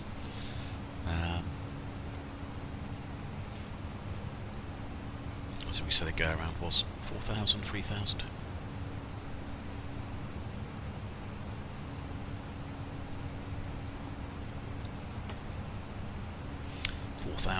Is the go around, which is a bit pointless.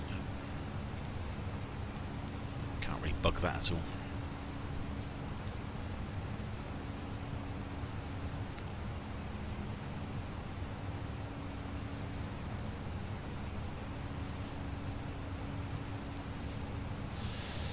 Right, speeds on the go arounds. I don't think there's any speed control.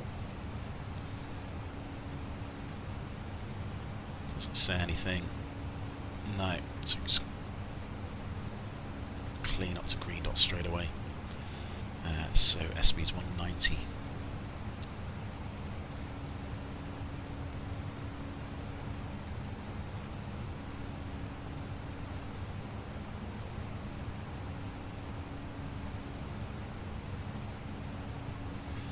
And green dot is 232. What's green dot 232?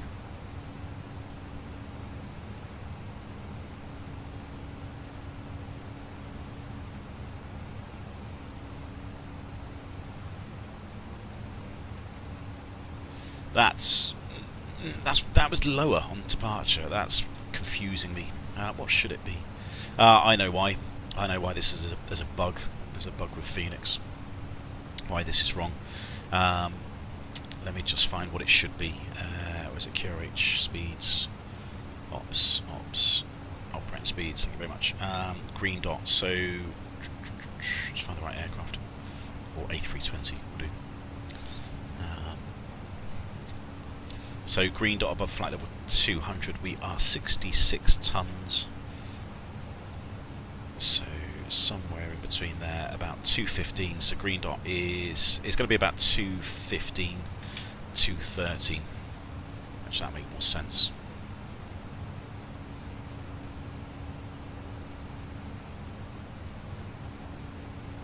And airspeed equally, that would probably be lower. Yeah, this is the green dots for this is the current green dot speed in the perf page, but this really should be displaying the actual green dot of when you're on approach. So in the QRH we've got an operating speeds table, so we can work it out. So when the centre of gravity is more than 25%, which it generally is, which we are, we can sort of double check, and this is quite useful if these speeds are quite different to what they're displayed on the PFD. It usually indicates some sort of error with the loading, that you might be heavier. So yeah, in the operating speeds table it says green dot for below flight level 200. So below flight level 200 for our sort of weight, it should be about 215 knots. But then there's a caveat. So every so you add 1 knot for every 1,000 feet above flight level 200. So we are what's that? 16. So we're 16,000 feet above flight level 200. So that's an extra 16 knots. So 215 plus 16 knots is about 230, 231, 232. So that is correct based on the sort of QRHD operating procedures. But yeah, you could look at that and you think, oh, green dot's going to be 232 on the go arounds, or down low, but it isn't. It's actually a lot lower than that, because that's given us the green dots for this current altitude, which it shouldn't do. This should be, all these speeds should be the speeds that you'll expect. So airspeed will probably be lower as well. That might be 16 knots lower than that as well. That might be closer to sort of 175 perhaps. So we might just bug that. So yeah, it's not given us the speeds low down, which it should do. It's given the speeds as they are at this sort of height, which is a bit incorrect. That's alright, I know that's there. I understand why it's doing that.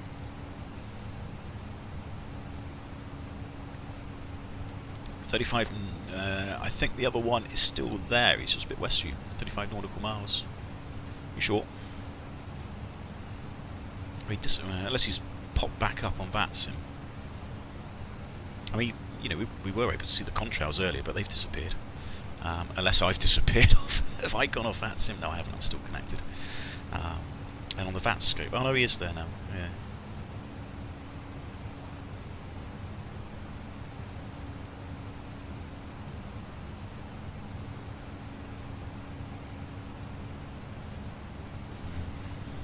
I have a horrible feeling we're going to be ending up, we're going to arrive at the same point at the same time. This is, I apologise if this guy's online or watching the stream. This is it's not a personal dig or anything, but it does annoy me when people sometimes take off to the same destination. They just don't give you enough time, enough separation. If you're going to the same destination, you really should be giving each other, a good 4 minute separation between takeoffs. It's going to be a good sort of 40 odd miles separation once you're in the air. But people, they seem to take off within, a minute of you taking off, and of course then you all get to the same point at the same time, and it's, it just makes managing that separation just a bit more hard work, especially when there's no ATC online. So yeah, I do apologise if you're watching, if you're going to the same place, whoever you are, but we are end up going to get to the same points at the same time, it seems. And who goes first?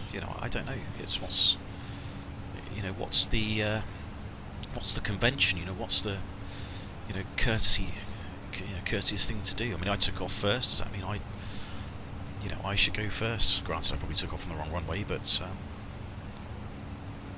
I don't know. I seem to be ahead of him now. I seem to be. So yeah, I don't know.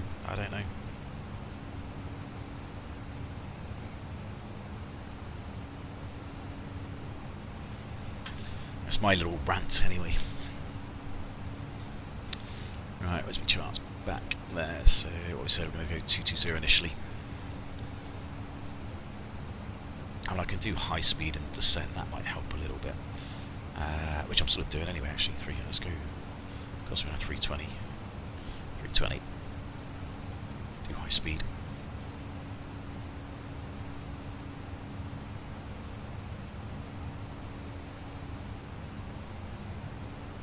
Right, have a little check of the systems, just make sure everything's good. So we haven't used a lot of oil compared to what we had to start. So yeah, I wish they'd just give us a bit less oil, make the oil burn just a bit better. Bleeds, they're good. Pressurization is holding. Electrics, they're all good. Hydraulics.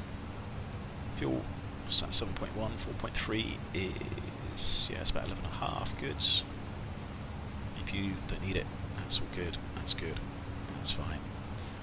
And that's good as well.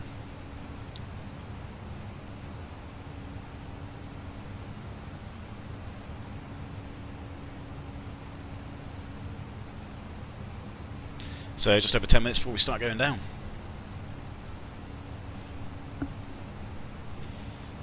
What's the estimated time of the landing? Still past, so that's a little bit better. Yeah.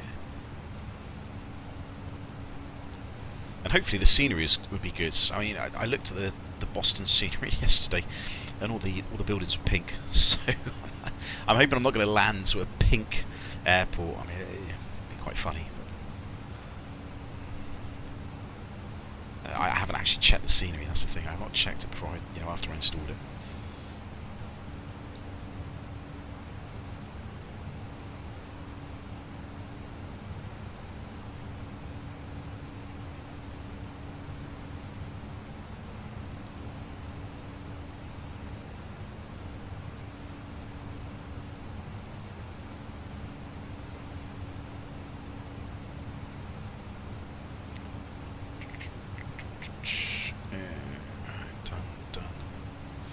I've got to sort something out for the missus.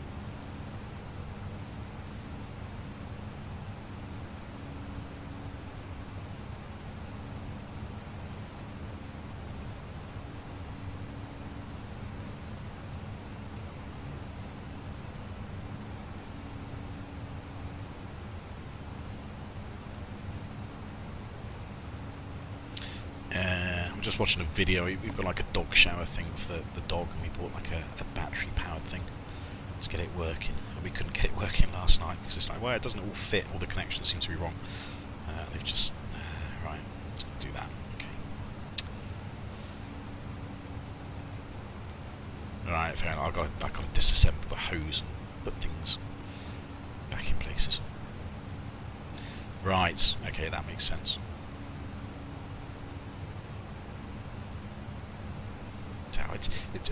Why do these companies not bloody send you instructions? Go, you know, you've got to take the old connection off and then put the new one on.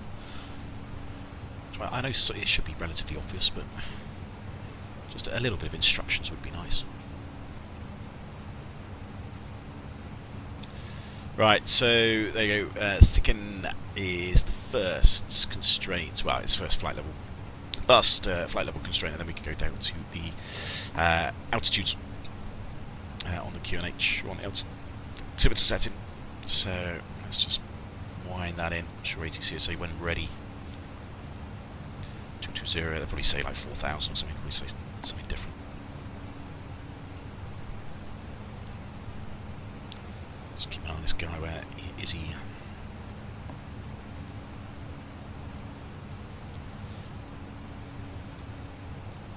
Yeah, so I do look like I've definitely overtaken him a little bit, I think. 394, what's he doing? So he's going faster though. He's just going to have to... Sorry buddy, but you're just going to have to slot in behind me somehow.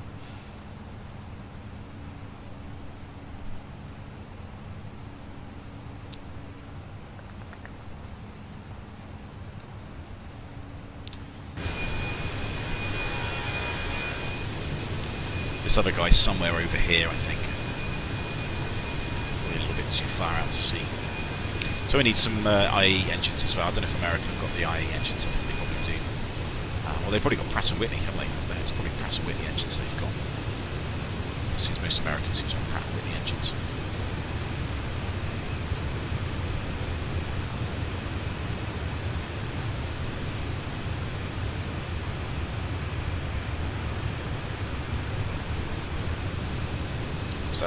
Is that the Bahamas over there?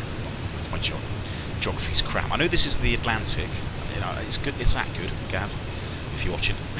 So I know that's, you know, this is at least the Atlantic. But yeah, is that the Bahamas? I don't know. Let's have a look. Where are we? Grand Bahama. Yeah, this must be Bahamas over here. So we've got Grand Bahama down here. Very nice. Probably be quite a nice stream to do, actually. Go down there.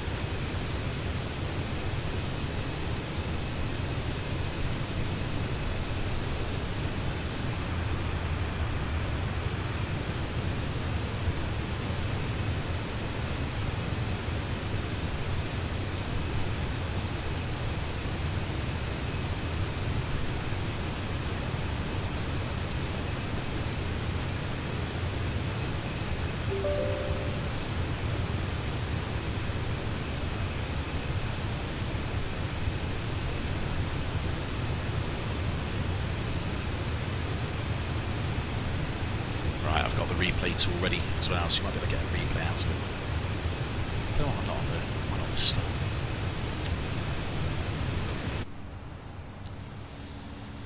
Right, there we go, it's top of drop.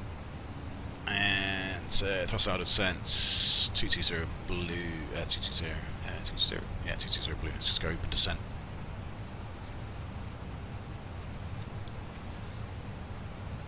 Miami traffic, American 747, we're descending flight level 220, we are on the Bravo November Foxtrot Sierra Hotel 2 arrival.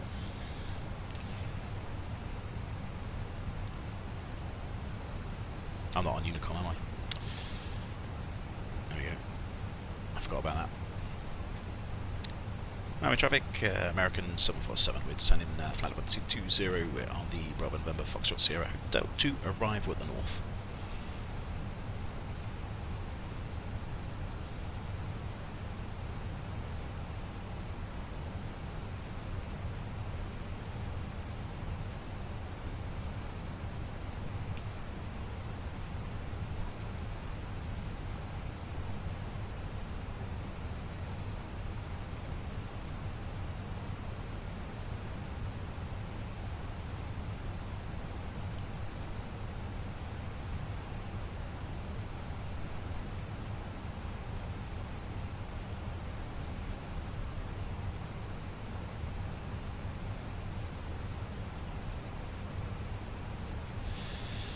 Polish Av Geeks doing a live Heathrow Manchester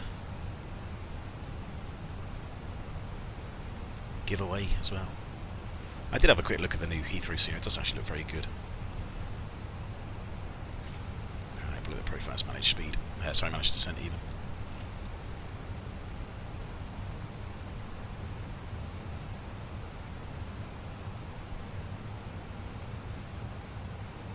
Just realised my live chat wasn't on.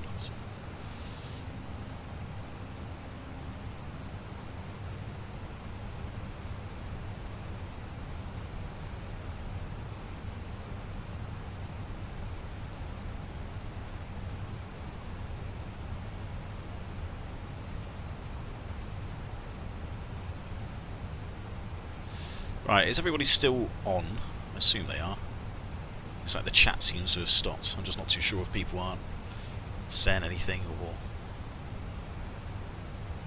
I've sort of lost track. The chat in YouTube is different to the live chat in OBS, so... Yeah, I'm not sure if you're still there, just put something up. Make sure everyone's still with me. Should be 22 people watching. So apologies if I've not answered any questions, because I didn't actually see them there.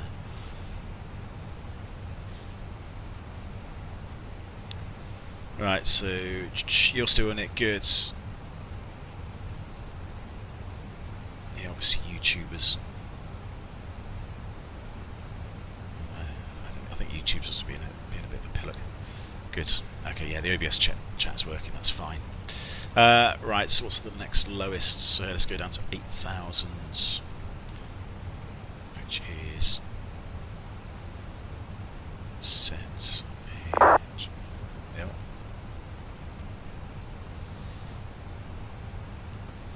So set the altimeter to QNH is 2998 is set, and let's cross checked.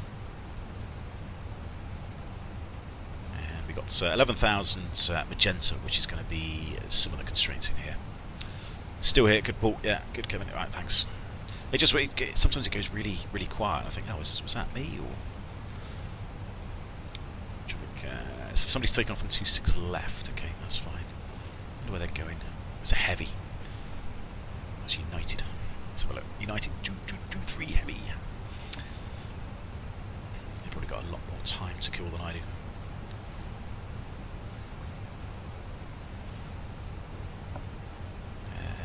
Oh, is that San Antonio? Well, it's not that far, is it, really? Do you have to be a heavy for that? I don't know what qualifies as a heavy. You know, at what point do you become a heavy aircraft? Don't know. Somebody should know. You just missed Nispa's Gantley. Yeah, was he working or something? It's probably a good thing. Right, so this other guy is behind us. He's around here, so it should be quite safe.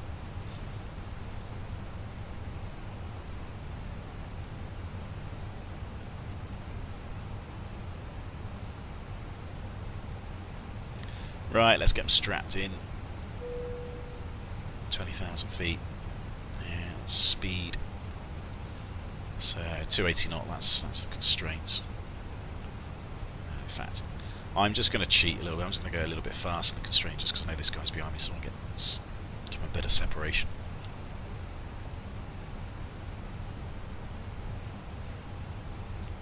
Yeah, just bottom end for heavy.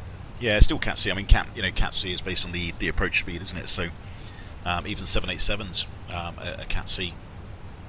330s, I think they're Cat C as well. So, you know, the size of the aircraft doesn't necessarily determine what category it is for the approach. It's all based on their approach speed. But yeah, I'm sure weight has some bearing, or mass, should I say? Really, the mass has some bearing on whether it's a heavy or not. It's the wake turbulence, isn't it? I think that's, you know, you're heavy when you know, you're a certain sort of wake turbulence, which obviously that's triggered by a certain mass. I can't remember what that is. Probably over like 130 odd thousand pounds or something, or whatever that is in kilograms, becomes a heavy. To the right and behind, yeah, I think he's fine. Yeah, cheers, Leona.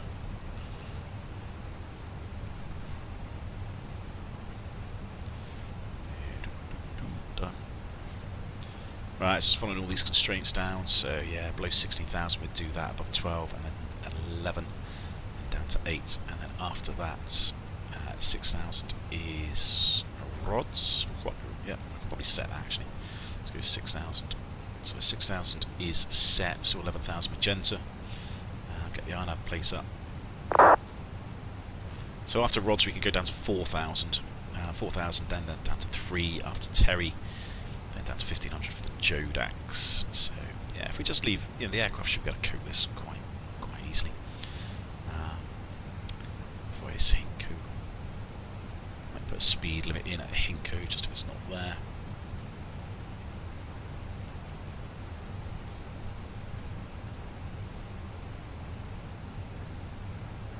I don't know why it's got 300. That's ridiculous. 200 and then 180.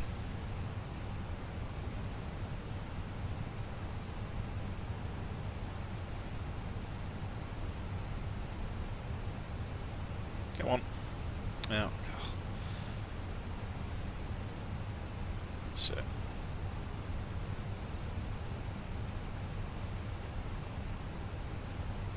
Yeah, it's 300 knots decel down at this. It's 2,500 feet. I'm not going to be going that fast. Just looked up, its aircraft any maximum takeoff weight 136,000. Yeah, there we go, Kev, cheers. So I knew it was probably something like that. I mean, I've never been that heavy in an aircraft, so it's never applied to me. Obviously, Tom and the big boys, it will apply to them. Right, how many miles have we got? It's 55 miles, so yeah, profile's looking pretty good. Let's go manage speed.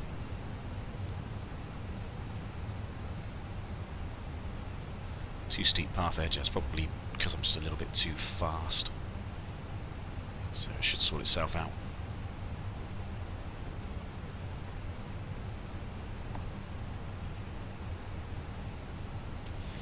Right, let's do the approach checks. Where's my checklist? There it is. Approach checks, barrow ref. We got Atomus N 2999 at 8 seatbelts are on.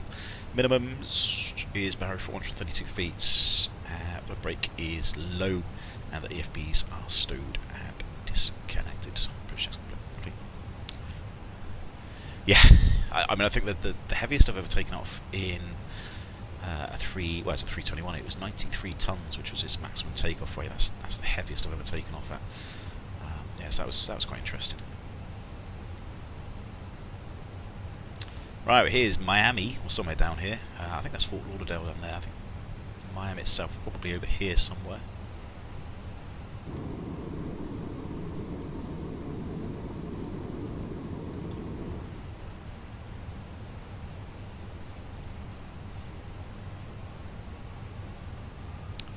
Converted from pounds, it's 3,000 pounds in freedom units. Yeah. If pounds are freedom units, are kilograms just sensible units? I don't know. Again, contentious subject. I don't know why I got the ILS on, because not you did an ILS. So that's a bit better.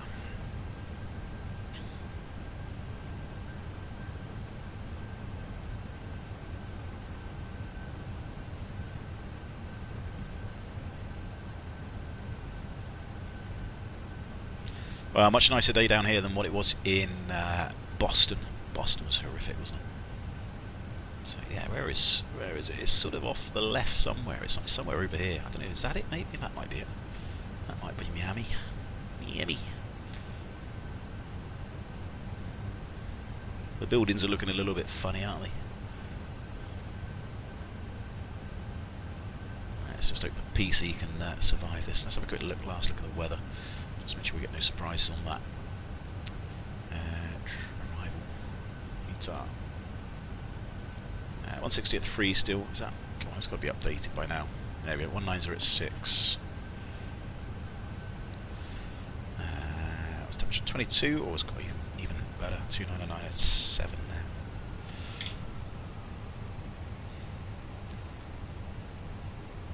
So 299 at 7. 2 degrees. 190 at 6.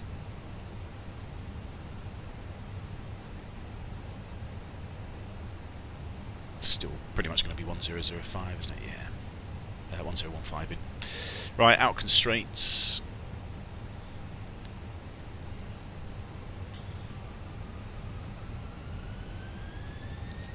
So just go 220.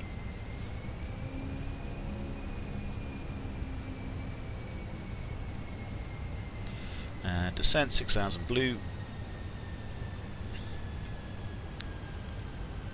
Miami traffic, American 747, we just left Oton, 11,000 feet, going down to Rods. Send into 6,000 feet for the RNAV approach for 26 right. Sensible units got going through, yeah. Again, we're going to start getting into arguments with our, across the pond counterparts, aren't we? Oh, that must be Miami. I'm guessing that's Miami there.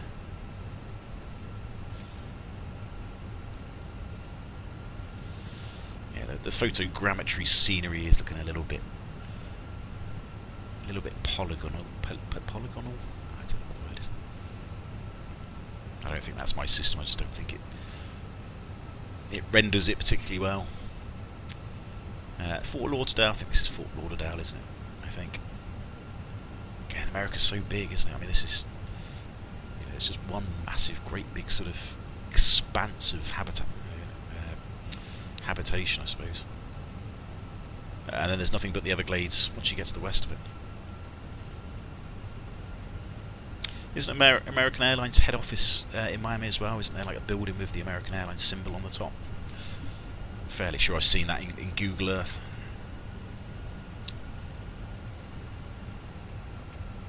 So this is all looking very good.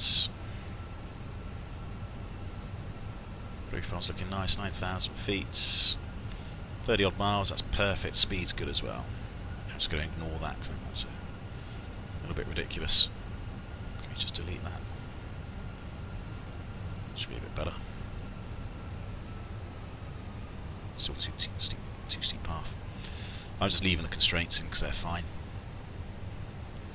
Polygonal, I think it should be put polygonal. Yeah. What did I say? It's one of those words you can't get out, isn't it? Polygonal, polygonal, yeah. Does that word even exist? Probably.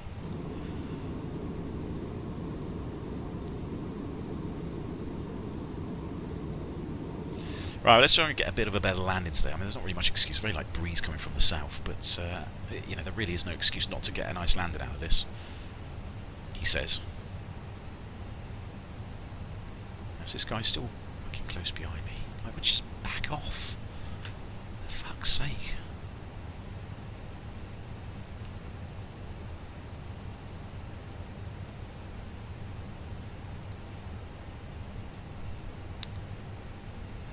Right, it's a 6,000 feet at Rods, that's what we're doing.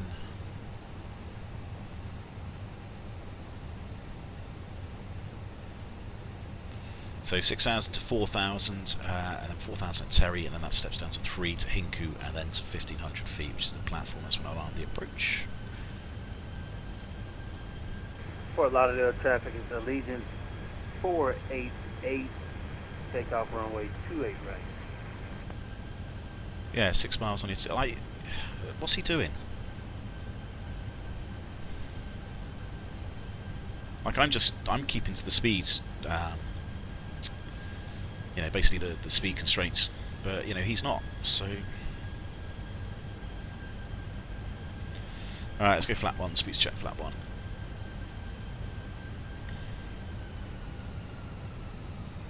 Let's get the landing lights on as well, since I forgot those yesterday.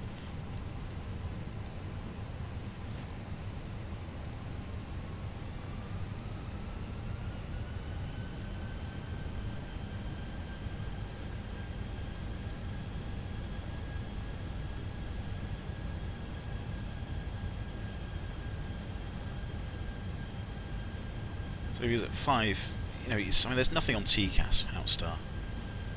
TCAS is definitely on.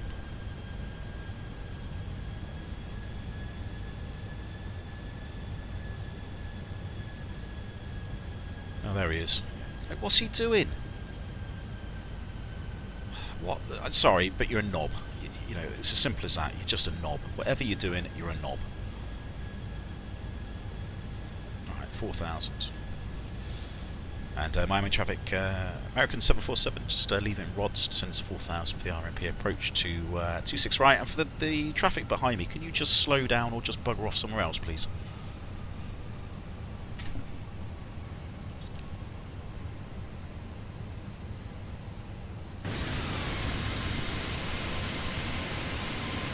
Right, there's just no need.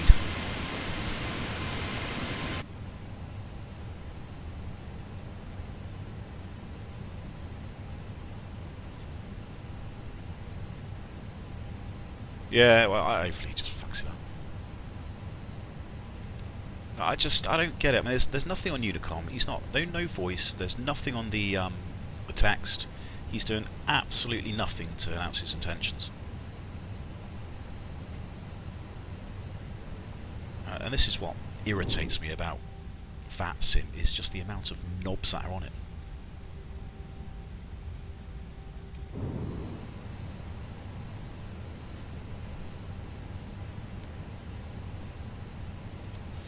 Right, start looking at 180.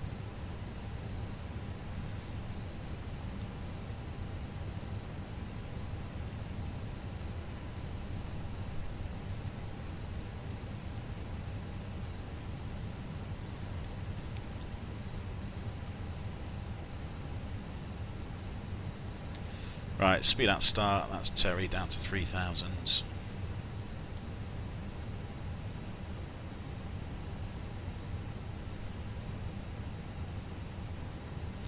Let's go flap 2, speed check flap 2.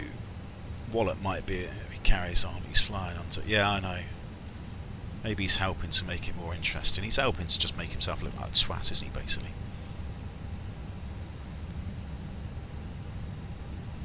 So maybe looking a little bit higher. I don't know, where's my where's my vertical brick not coming in? May have to be flying this manually in a minute.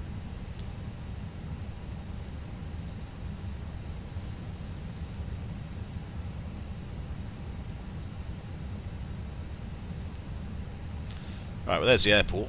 So 26 right, that's straight ahead of us. And Miami traffic, American 747, we're now on the on-nav approach runway 26 right, we're about 10 miles.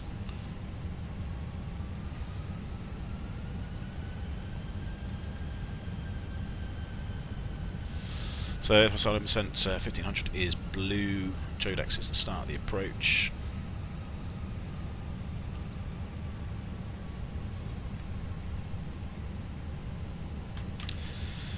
Yeah, I have a little bit of concerns that we're not actually going to get anything here. It's not going to arm anything. If I arm that, yeah, that might help. There you go, approach phase activated. Yeah, there we go. That would be a big clue, wasn't it? Why that didn't happen.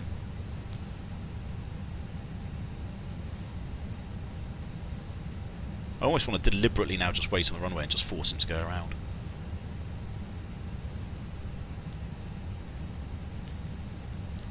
Let's keep it going down, shall we?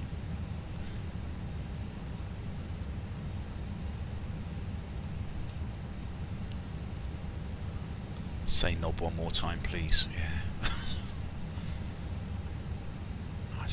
The thing is, people. I think they think they're being really clever and really smart. There you go, the HQ, American Airlines HQ. I'm fairly sure that is it.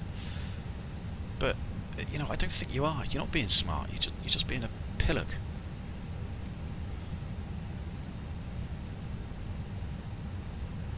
I mean, you're being smart if you tell speed out start. If you do tell people what your intentions are.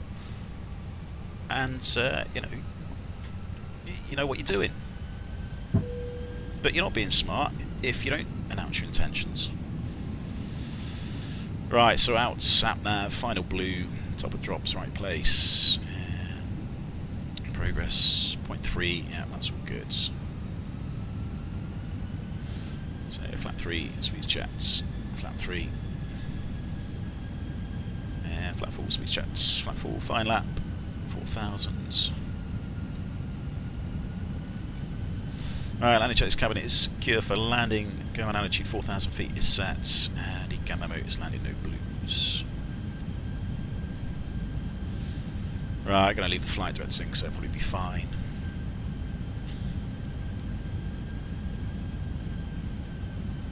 I can get my view sorted.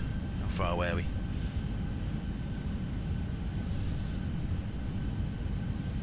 Miami traffic, American 747, short final, 26 right.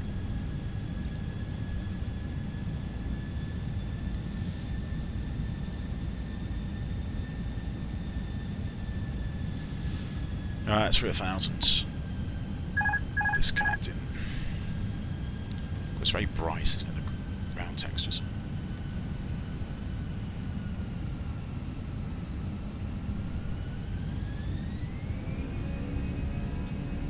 Come on. Thrust levers are really sensitive at the minute.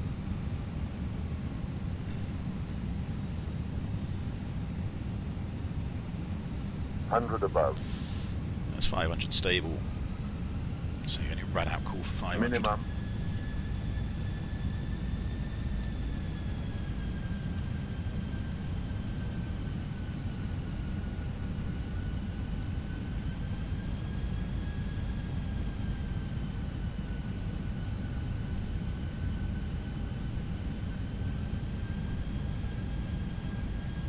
$100. 50, 40, 20, retard. 5.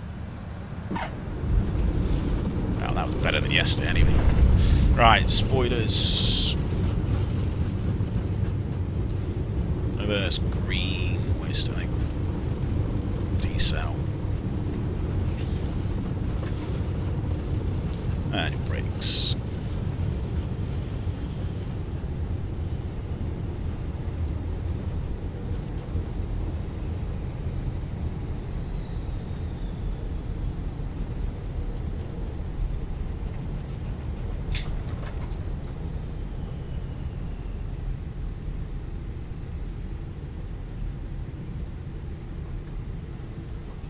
Miami traffic, American 747, 26 right is vacated, so across the 26 left, if it's clear, and then we're taxiing to Delta 27 gate.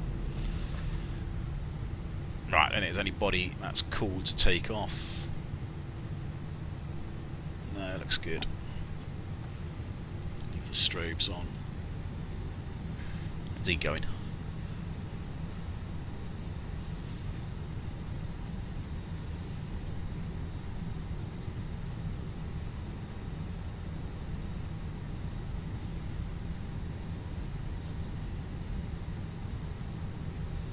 Oh, he's landed on 26 left, yeah. Brilliant. There you go. Proof of a knob right there. You can't get much more proof than that. Flight director's come off. I will tell you that in a second. Yeah, that's a very good point. So he's obviously, there's American there, so I'm going to turn left to make sure I'm not getting in the way of him.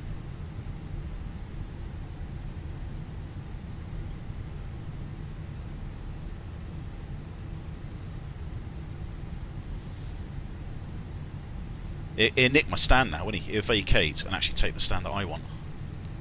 That'd be the next thing. I might tell him to go into a different stand just so I can troll him.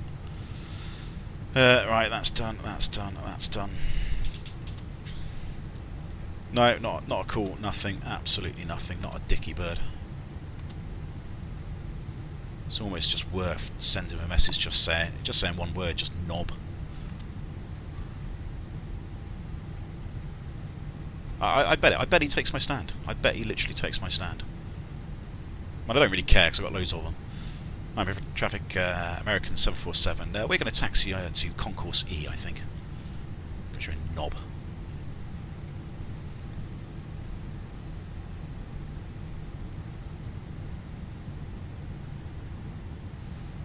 Right, parking bays. That's what I want.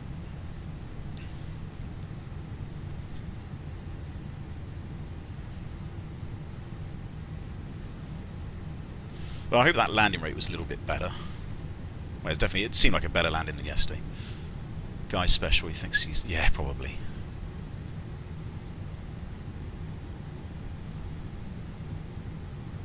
I just don't get it. I don't get it, guys. I don't understand why people, they don't put anything on Unicom and text. If you do it on text, that's fair enough. I can manage that. I can see what you're doing and doing it. No voice calls. Absolutely diddly squat. So yeah, the flight directors on RNAV approach. Yeah, you can keep them. You can keep them in, so long as the RNAV approach. Where is it? So basically, so long as the RNAV is pretty much straight in with the runway track and your anchor point, which is basically where the RNAV approach finishes. So long as the anchor point, which is there, which is runway 26 right, so long as that finishes at the threshold, which it will do. So in the approach, you would have it, and you'd have 50 feet. As the height on the waypoint, because that's 50 feet above above the runway. So as long as those conditions are met, you can keep the flight directors in. Now, a lot of people turn them off. They just go, "I'll just turn the flight directors off. Give me the bird, and you know, I'll just sort of fly it manually using that." So you know, there are a few sort of options you can do. But yeah, you can keep the flight directors on if you want, so long as that anchor point is the runway. Right, down to 27, that's where we're supposed to be. As long as nobody's on it. There is an aircraft there. I'm hoping that's not Delta 27. There you go, she'll salute. Salute using the middle finger. Prick. Right, so I need to get in the right gate now. So, what are we going in? Gates November 9, there's November 6. Right, a bit further on right now, I think. And is that guy using 27? Well, fair enough, if he's coming from a different direction, maybe. Or different gate.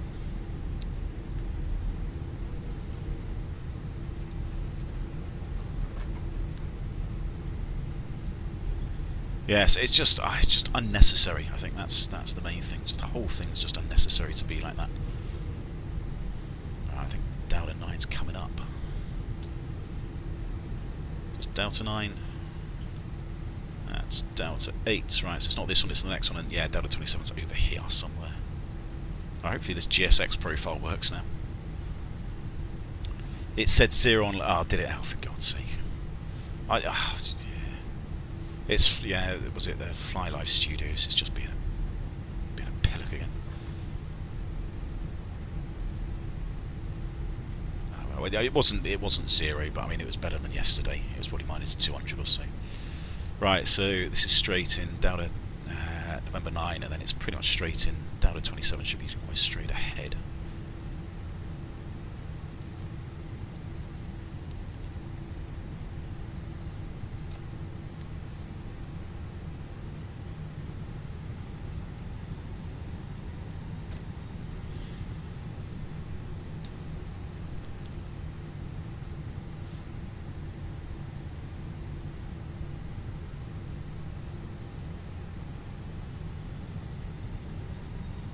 Disconnected. Oh, he's disconnected. That's a shame. I was looking forward to sending him a knob message.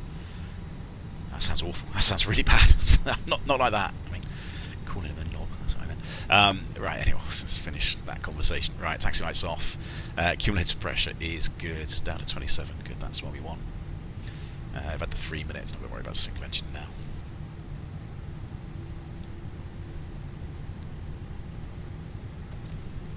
Yes, it's not really good, is it? Sending those sort of messages. Right, clear on the left and the right. So what sort of guidance is it? Can't see. Apparently I'm left. Am I left? I left my arse.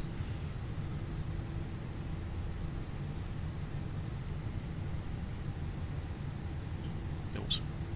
Don't want to stop.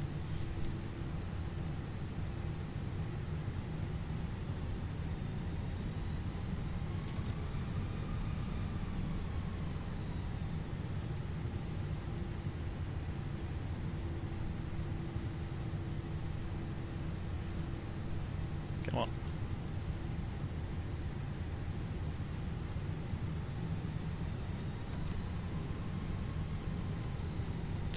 Too far. Oh, bollocks, was that too far? Oh, these things are far too sensitive. Right, anyway, brakes are holding at the 3 minutes. APU is there, good. So, engine one's off. You can get arrested, I know, can you? Yes. Definitely can get arrested. Right, there's off, that's on. Seatbelts, they can come off. Less than 10%. Beacon. Done. 2000 set. Good. There you go. That's done. That's done. What time is it? About past. Yeah, that's fine. Well, that's drifted a bit, isn't it? 5.1. 3 hours 40. I can't remember what the flight time said, but it's somewhere along those lines.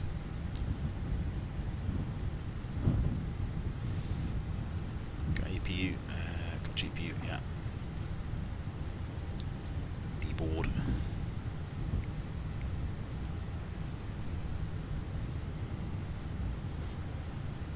The boarding requested. Perfect. Nope. That's a bit better. Well, there we go, guys. There's Miami, Boston to Miami. So yeah, first ever American stream. So it wasn't too bad. It was, you know, relatively successful, I think. See, that's spot on. Bang on the centre line. Pretty much, yeah, bang on the centre line. Passengers to boarding starting. I don't know, it's near a stop line, isn't it? So yeah, I don't know, it's saying too far. Stupid guidance. God, that's all over the place. Yeah, there's America, there's Miami. Informative and entertaining area, yeah, that's the mission. Make it as entertaining as possible. Yeah, I don't know where Pillock's gone, he's over there, he's buggered off somewhere. Yeah. Oh well. Good, so hope that was enjoyable, guys. That was certainly a bit different for me. Looking at a few different things for sort of approaches and minima and etc. Things like that. You know, it's all a little bit different to sort of European land, but principles stay the same. You know, there's minimums prescribed. You know, visibility and the figures are all a little bit different to what I'm used to. But at the end of the day, it's all relatively straightforward. It's all sort of using the same principles of anything, and of course the aircraft flies exactly the same anywhere in the world. Laws of physics don't change. So yeah, that wasn't too bad. So we're trying to do a few more American streams when we can, and maybe even do some, you know, sort of streams around the rest of the world as well when I can, sort of get a bit more confidence about that. So landing was definitely a little bit better. You know, seemed a bit more controlled this time, which was good. Oh, there we go. It's me little FO. You alright, buddy? Yeah, I know we'll do something in a minute. So he's coming to see if I'm alright, so which is perfectly. Just different products, yeah. Just slightly different, but it all still works. So thanks very much, guys. That's it. I've got a weekend off, and I'm back to work next week. And yeah, for a few days. So I shall hopefully be back at some point next week. I might have to go and see my dad at some point. See the old man, make sure he's still alive and kicking. So yeah, hopefully I'll be back in about a week or so. Enjoy the weekend, guys. At least in the UK, enjoy the weather. Might have actually finally stopped raining for once. All for a day. I think it's snowing next week. In certain parts it's going to be cold. I think it's going to be cold next week. So yeah, enjoy the weather, enjoy the weekend, and hopefully everybody has a good day. So cheerio, guys. See you later.